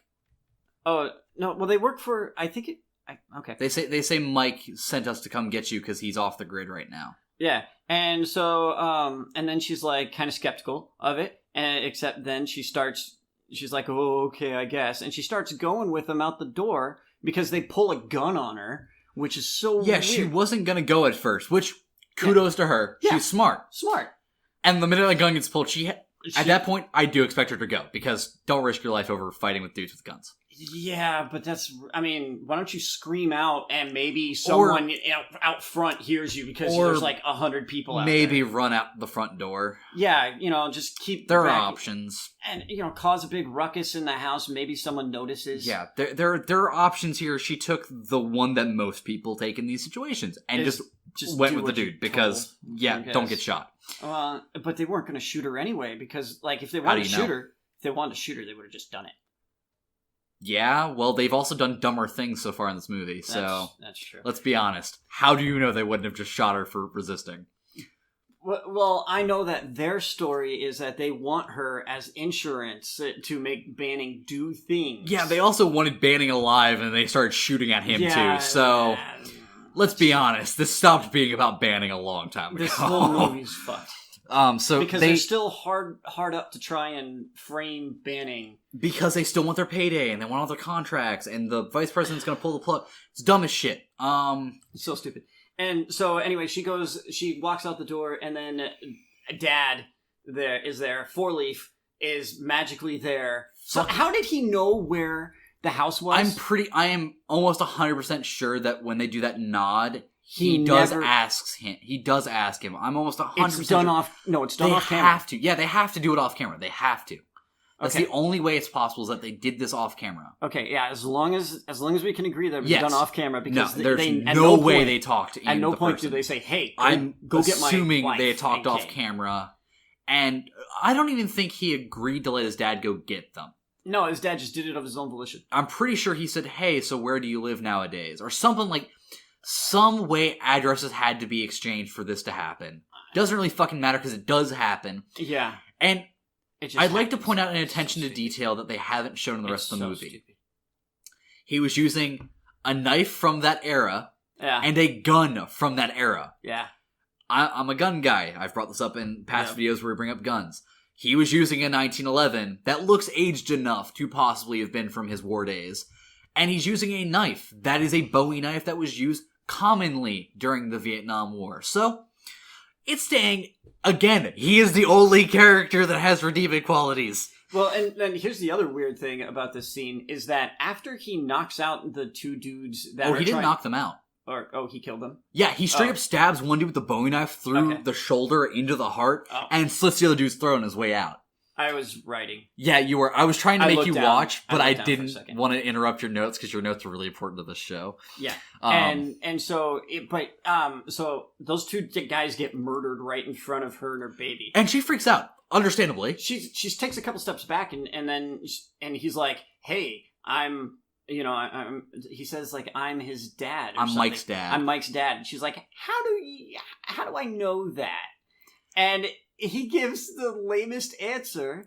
But there's no other answer for him to give. Like, I can understand. I don't know, a childhood thing, maybe? No, he wasn't there. A birthmark? Does he have a birthmark? Maybe he has a weird mole. That's somewhere. Exactly where my mind went to, Justin. I immediately went to, does he not have a birthmark? Does he have a scar somewhere? But no. Instead, he lists off Michael's full name. Full name, which, okay. His mother's maiden name, full maiden name, the hospital where he was born, and the date when he was born. None of those all things of that really... could be looked up by anybody. Yeah. But I think it really had to do with the fact that during the scene, the acting that the, I can't remember his name. Yeah, the Four-Leaf had was really good acting. I felt for him. Like, he had nothing. He was desperate. He had nothing to give. He was giving all he had. But at the same time... As a mother, fuck no, she's gone. She's out of that yard already. Well, I don't know, she's... I don't know that she's out of that yard. She's probably running. Yeah, actually, why doesn't she just run to the police in the front? Yeah, she's fucking gone. She's at the police at this point. Yeah, there's no way that There's no she's reason for her to stay. But she does, and again, it's showing his character growth. Why does a fucking plot device character have more character growth than our main character does? Than any of the other main characters do? Than anybody else in this movie does? Why does he get the most attention? Like, think about this movie for a second. Think about all of the characters we have seen. I have been thinking about it. It's terrible. Why does he have the best? I need to know your answer.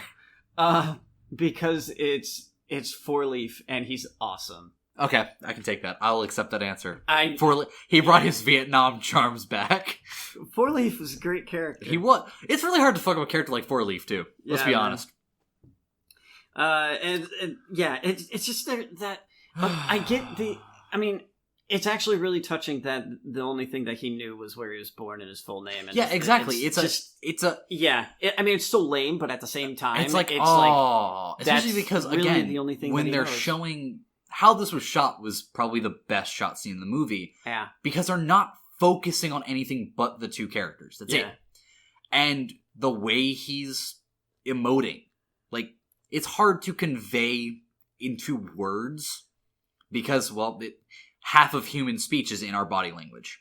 It's like 70%. Yeah, it's ridiculous how much of our language is actually nonverbal. And then tone, and then the words themselves. Yeah, it's ridiculous. This guy showed more emotion and said more in his acting than any of the characters do in their dialogue. Yeah.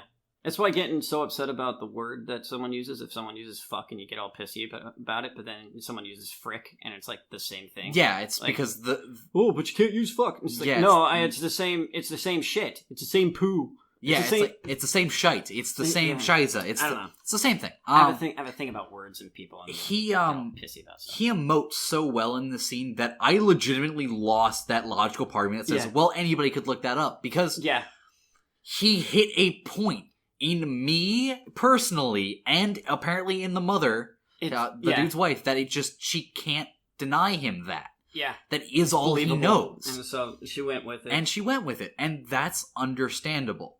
As shitty as it is to say, because logically I'm going, no, fucking run, but if I was in that situation, I cannot guarantee I wouldn't trust him. I think the movie was trying to, I mean, I like what the movie did, but at the same time, I think the movie was just hoping that the audience was so fucking stupid that they would actually forget that the police are right outside the front door. I agree. I do strongly agree this movie was still kind of punching us in the face about how dumb it thinks we are. Yeah. But this scene was done... Keep insulting me, movie. Keep insulting me. This scene was done really well, in my opinion. Yeah. All things considered. So, I think we've skipped over some of the vice president stuff, but at the same time, it really just fucking whines. Tim Blake Nelson. Tim Blake Nelson is the vice president, and he just doesn't do it. He holds press conferences, and then he keeps trying to talk up how we need to have a big fight with Russia because this is all Russia. Oh, we tied the money back to Russia and stuff, and so we got to go after them because if we don't look strong, then we're weak, and if we're weak, then we're weak.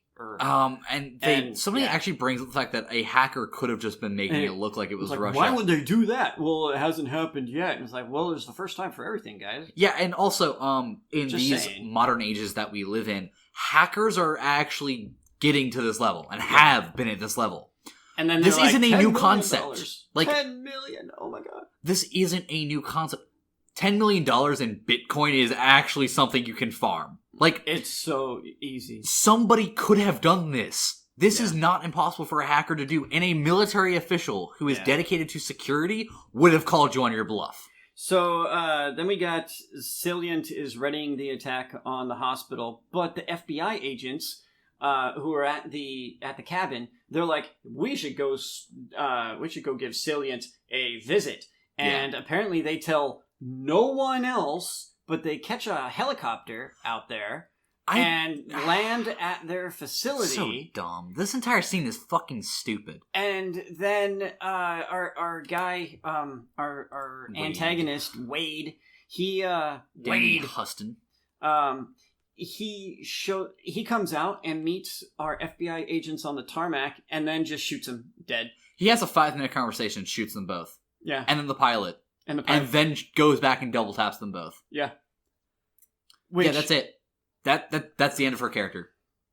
Hooray! Yay! I hated her character so much. And then they go attack the hospital. Yeah, and then so they go and attack the hospital. But here's the thing. Yeah, like, what is the end game for all There these is no guys? end game. We tried figuring this out in the car. There is absolutely no end game at this point. And I think he knew that by now. I think the minute he knew they knew where he was, he knew he was fucked and decided he was going to go for the fight. So he's like, Salient's going to move offshore, and I'm going to keep the contract, ? It's like, are you... Yeah, I don't think... How are you expecting this to work? I don't think that... I think the dialogue is contradicting what the character meant to do. Because the entire movie, he talks up the fight. Mm-hmm. How he wants to fight again. Yeah. Yet, the minute something goes wrong, he says, we're going to finish out this contract, and then we're moving offshore and running away. That breaks character. Yeah. That's not what the character wanted to do. That's dialogue that got thrown in there for the sake of saying something. I really believe, against what the writers put in the character's mouth, that the character meant to say, we're going to finish this here and now. Because that makes sense. That fills this plot hole perfectly. We're going to do this last contract. That's it. There is no end game. They knew there's no end game. That said, nobody should have fucking went with them. None of the other mercenaries should have gone. Yeah. They're like, what the fuck am I doing here? I'm not even getting paid. I'm putting my life on the line. I'm going to go blow up American hospitals and try to kill the American president and kill a bunch of American service members and stuff. And then you're going to... And then, like... And then what? How do I get out of this? How do I win? The most we can argue here or the most that I can argue here on my side, would be that he said that line intentionally to convince them that they were going to get out of this, and that he didn't believe it as a character. Bunch of sheep. Yeah, exactly. I mean, they've all been that since the beginning of this movie. Let's be honest. True. They've never been portrayed as anything else. That's true. They just like, go attack America. Okay. Yeah, like, they've never been portrayed as anything else, so why would they deviate now? And that does kind of fill in the plot hole of why he would say something like that, is for their sake, not his. Yeah. I think he, as a character, would know this is how he dies. There's no end game there's no way he gets out of this alive. I mean, he tried going for a helicopter at the end, but it's like... No, he didn't. Well, he delayed going for the helicopter. He even seemed hesitant at the end, in my opinion. Yeah. Like, I mean, if I was a bad guy trying to escape, I wouldn't have fucking hesitated for anything. I would have just ran. But he seemed legitimately hesitant to leave. Okay. He was a little slow. Maybe he's just old. Fair enough. He is going to gray. But we get to the point where they are attacking... before this, actually, we get Banning. Banning goes to the hospital and he gets captured on purpose so that he can meet up with the president. Because the president is finally coming to. He's like, oh, the action's starting. Okay, I'm here. We President get Freeman. A set of scenes before this that annoy the fuck out of me. Oh, what's that? How he gets into the hospital. Oh, he starts like... There's an attack in the ER. Nope. No? And nobody fucking calls to confirm. I'm sorry. I wanted to catch my breath because... Okay, go for it. Nice. Nobody calls out to confirm it. One guy on the radio, on a radio system with like 40 dudes on it, goes, there's an attack in the blah, blah. Okay. There's another 3 people in that area. Nobody's calling to confirm. Nobody's denying the call. No, there isn't. Then he calls shots fired. Nope. No. There's shots fired. No officers are down. You know why? We keep multiple people in an area for call-outs like this. Do you see any shots fired? No, man, I don't see any shots fired. No. Okay, no shots fired here. And nothing fucking happens. So he gets away with it. He gets in. And you could say, oh, it was high-strung panic. What the fuck ever. Doesn't happen like this. They are trained to not panic. Our police force, our military, our Secret Service, anybody who is trained to operate a firearm in a militaristic fashion is trained to not panic at callouts like this. And they do, repeatedly. It's annoying as shit, and it's degrading and insulting. If you haven't been embarrassed by this movie yet... This scene embarrassed the fuck out of... it just insulted the fuck out of everybody. Yeah. And they go run and take the bait, so then he runs to the service elevator, which is the one place they only keep one guard. Fuck you, no they wouldn't. He takes the one guard because the one guard lets his guard down because he's a friend, blah, blah, blah, blah. They get into the hospital, he gets arrested. Yeah. I'm going to let you take here from here on out because I'm pissed again. I'm pissed. So Banning's at the hospital, he gets captured, he goes up and says, I need to meet with the president. The president just woke up from his coma. And then they take him in to the president and he's like, hey, Mr. President, how's it going? And the president's like, hey, yeah, you saved my life. Unarrest him. Let him go. I don't know what basically, that scene boils down to, you're on my side, unarrest him, we're gonna lock down the hospital. And because Morgan Freeman's like, are you guys all fucking stupid? Morgan Freeman's the smartest character in this movie. God. Then again, he did play God, so... He knows a lot of things. He does know. So the rest of this next 4 scenes is a bunch of bullshit. So the oxygen and hydrogen... Nitrogen. Nitrogen, yeah. Very, very different. Very different. Very different stuff. One blows up in a very different way. So, there's... the hospital gets hacked, and then they start messing with everything because, computers are like... fucking mad. They totally don't have a manual override on their systems. No. They're like, the buttons don't work. There's no manual override. No. And so the vice president is like, I don't care if... because we cut back to him, and he's like, I don't care if the president just woke up, President Freeman just woke up. You gotta do what I say, because who knows what his deal is. And so VP guy is trying to start a war with Russia, today. Like now. And it's just so weird. I have no idea what's in it for him. He's just doing it. Yeah, he's like a pawn of Salient. It's weird, but he's the power. That's the weirdest part, because, okay, you become president, and you start a war with Russia. You now just caused one of the biggest economic downturns and shifts in politics in history. Yeah, you're not going to be president for very long, dude. You're getting impeached in a week. Yeah. At least. Especially because you didn't even go through Congress to do this. There's no end game. None of the bad guys have an end game. No.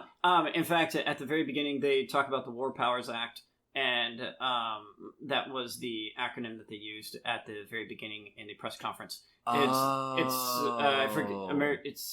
something War Powers Act, and that they were trying to amend that so that military action is the very last thing that we do.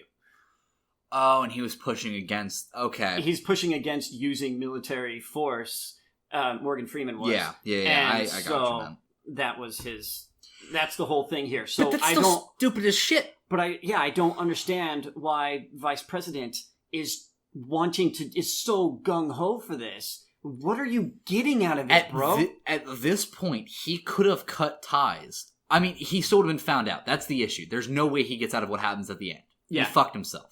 Yeah, I did. But he could have saved face. Mm-hmm. Politicians are good at one thing, it's saving face. They are good at spinning a story in their favor. At least their PR teams are. Yeah, some of them are. He could have saved some face. Alabama's going to have a hurricane? Okay, none of that. None of that Dorian shit in here. The hurricane's hitting here in Seattle pretty soon, I heard. Fuck. I mean, Trump and his magic marker shit. But we're getting, mixed messages from the bad guy. At least he could take it from Guantanamo Bay, which is where he's going now, to, a federal maximum. Yeah. He could have taken it a step down by saving some face. But no, he decides to go all out and try, and fucking fails. And the hospital getting hacked, the nitrogen and the oxygen get leaked. So fucking dumb! So, we all know that oxygen and nitrogen and then explosion, right, and sparks don't mix. Those things don't mix. There's a thing when it comes to constructing hospitals, and I learned this secondhand, so don't entirely quote me. I am almost 100% sure part of designing a hospital is isolating the explosive components. Part of that is isolating your wards, which is a thing you can tell by how hospitals are built. Their separate wards are isolated by firewalls. Yeah. It's why there are extra thick walls between your wards. Yeah. It's also why there are extra thick doors. Your oxygen has a cutoff from the main building. Your main oxygen supply is in a separate area. So shit like this can't happen. Mm-hmm. And your tanks are stored separately from your main supply so that shit like this can't happen. They're in Washington, D.C. right now. One of the most heavily planned out and militarily fortified areas in the U.S. besides actual bases. Yeah. And you're telling me a hospital, which they brought the president to, which is already fucking stupid, has all of their highly explosive, volatile things in an area that cannot be closed off, cannot be shut down manually, and that can explode if somebody decides to fuck you up and hack you. What the fuck? I don't know, man. I don't have a good answer for it. It's really silly. I apologize. Don't apologize. This was the final straw for me in this movie. At this point, I stopped not talking. So the first time that I saw this movie, I had already walked out. I walked out at the house scene. Yeah. And I got up and walked out because I thought this movie was ridiculous. And so I had to watch it a second time. And this is all stuff that I hadn't seen the first time. And yeah, it gets worse. I mean, this is just... So, can we just blow through this last part of the movie? Because the last part of it's, like, super fucking stupid. So Salient just comes and assaults the hospital for some dumb reason. All their people show up, and they just have a big old gunfight. And then, again, like, what's the end game? So you go and you kill the president, and then what? Yeah, everyone's your plan's already outed. I guess you won. Game over for us now. We're going to let you go. I mean, no, they're going to hunt you down and kill you. So just like, what the fuck? But, so yeah, lots of fighting. It's so stupid. The building explodes, the hospital explodes, and it collapses, but then they go to another building, and Morgan Freeman, who was just in a coma, gets up and starts, like, running a mile, and 40-yard dashes and stuff, even though he's, like, 80 years old. And it's fine. And we just start running around. A whole bunch of people die because they're dumb. There is something I want to bring up. Because it's the dumbest fucking twist in this movie. Yeah. They single out an area that is the most defendable. It's the corner office. Yeah. I'm gonna spoil it. They subvert our expectations. Yeah. Because they talk up this office. They defend this office. They put all the guards in front of this office. But the issue with this is, if you have half a fucking brain cell in military strategy, you never go for the most obvious spot. Ever. Ever. You always put it just close enough to be defendable, but not the most obvious spot. And you never put all your troops right in front of an entryway. War is about deception. Fuck that quote. And fuck you for saying it. And fuck the man who said it first. I wrote it down. I know you did. It's dumb as shit. So they kill all the guards. Useless waste of life at this point. Yeah. They knew they were going to die at this point. They had to have known they were going to die. Because there's no way you realize that you're being put in front of the wrong door. That's the part. And don't understand that you're bait. I give up, guys. Yeah, exactly. You retire. You go, fuck this, I don't want my 401k, fuck you guys. I'm done. I got a wife and kids, man. So no, they all get slaughtered. The door gets blown up. They go check the hallway. The president isn't here. Whoa! Meanwhile, fucking Mike is killing your flanking team single-handedly with a fucking pistol and no combat armor. It's ridiculous. And then he gets shot in the chest with an AK variant. AK shoot 7.62. 7.62 is remarkably good at penetrating armor. We had to beef up our armor plate carriers in Afghanistan and Iraq because that's mainly what we were fighting against. The issue is it stops being effective at about 5 feet. Probably closer to 10.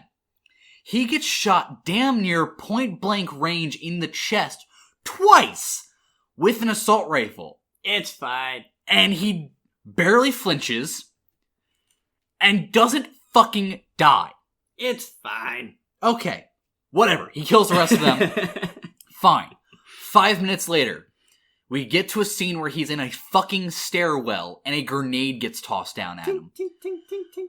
He pushes a dead dude's body over top of it and sits on top of the dead dude. And he gets blown to shit. And he gets blown up and thrown into the ceiling, hits the ground. By the way, his neck is still fucked up.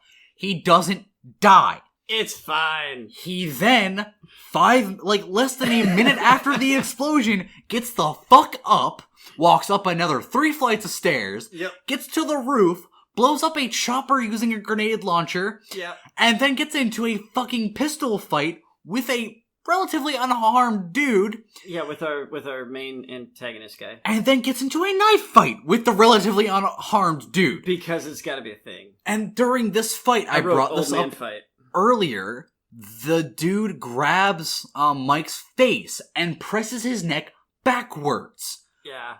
With all of those spinal cord injuries, you'd expect that to fucking kill Mike. No. Instead, Mike stabs the dude in the heart and that's the fight. The fight's over, the lions are done. Fuck this movie. Rawr, 0 lion. out of 10. Can we be done? Actually, no. I regret saying 0 out of 10. 1 out of 10. There's 10 more minutes of this movie. Yeah, fuck this movie. It just doesn't end. I'm so sorry, guys. I told myself when I knew I was recording today, I wouldn't swear as much. We've done a pretty good job. I tried really hard, but at this point, there's no words to describe how... Just let it all out. Let the hate out. How just irritated and irate I fucking am at this movie at this point.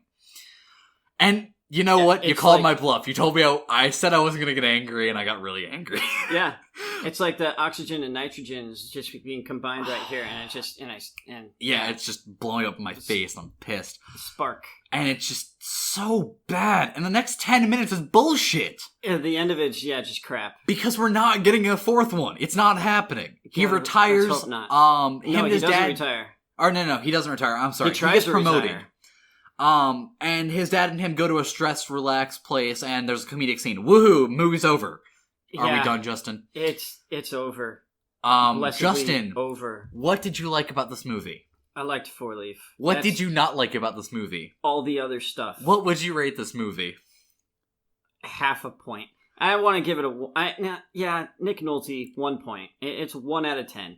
All right. Nick Nolte makes Nick Nolte made this movie. God bless Nick Nolte. God bless Four Leaf. For me? Yeah.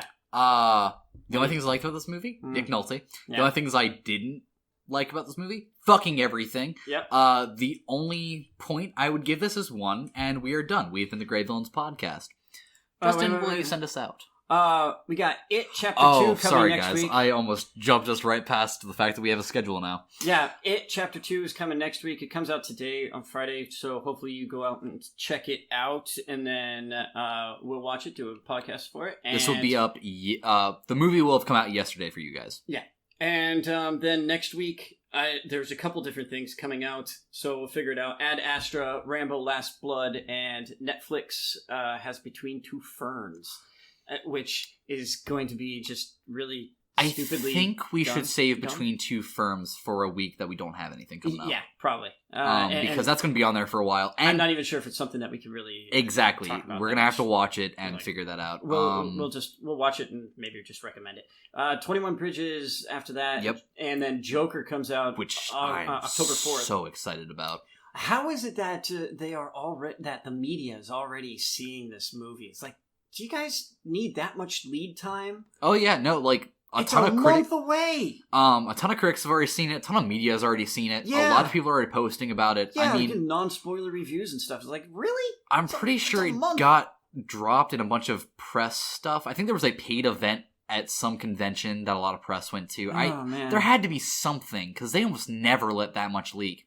Yeah. It could also be that DC is trying to get a lot of good hype for this movie, because they've had a shit track record. Did they need more? Because from the trailers, I was really invested hyped. in seeing this because I want to see a new look at Joker again. Yeah, and I really like Joaquin Phoenix and pretty much anything that he's in, I'll watch. Okay, so small tangent real quick, because this is kind of needed. I saw the Joker trailer for the first time because I went and looked it up. And we've talked about this before on past podcasts. I don't watch trailers. I actually really hate trailers. Yeah, sure. I have enjoyed every single trailer I've seen from Joker. It gives you a real sense of what that movie is going to present. It also doesn't feel like it shows you too much. No, I have really no idea what's going to happen. I know that he's a freak. It shows you pretty much nothing, but a lot of character at the same time. I'm excited. I've heard it's really dark and I've heard crazy. It's fucked up, and I cannot wait to see it. Yeah, I'm really looking forward to it. I know everyone is. Everyone's going to do a podcast on it, so definitely come check out us. Yep. So anyway, I think that's about it. Check us out on Facebook at the GreyVillain Podcast, Twitter at GreyVillain Pod, YouTube, probably where you found this. We are the GreyVillain. Like, comment, share, subscribe. Everything you do helps spread the word. Tell us how badly we did.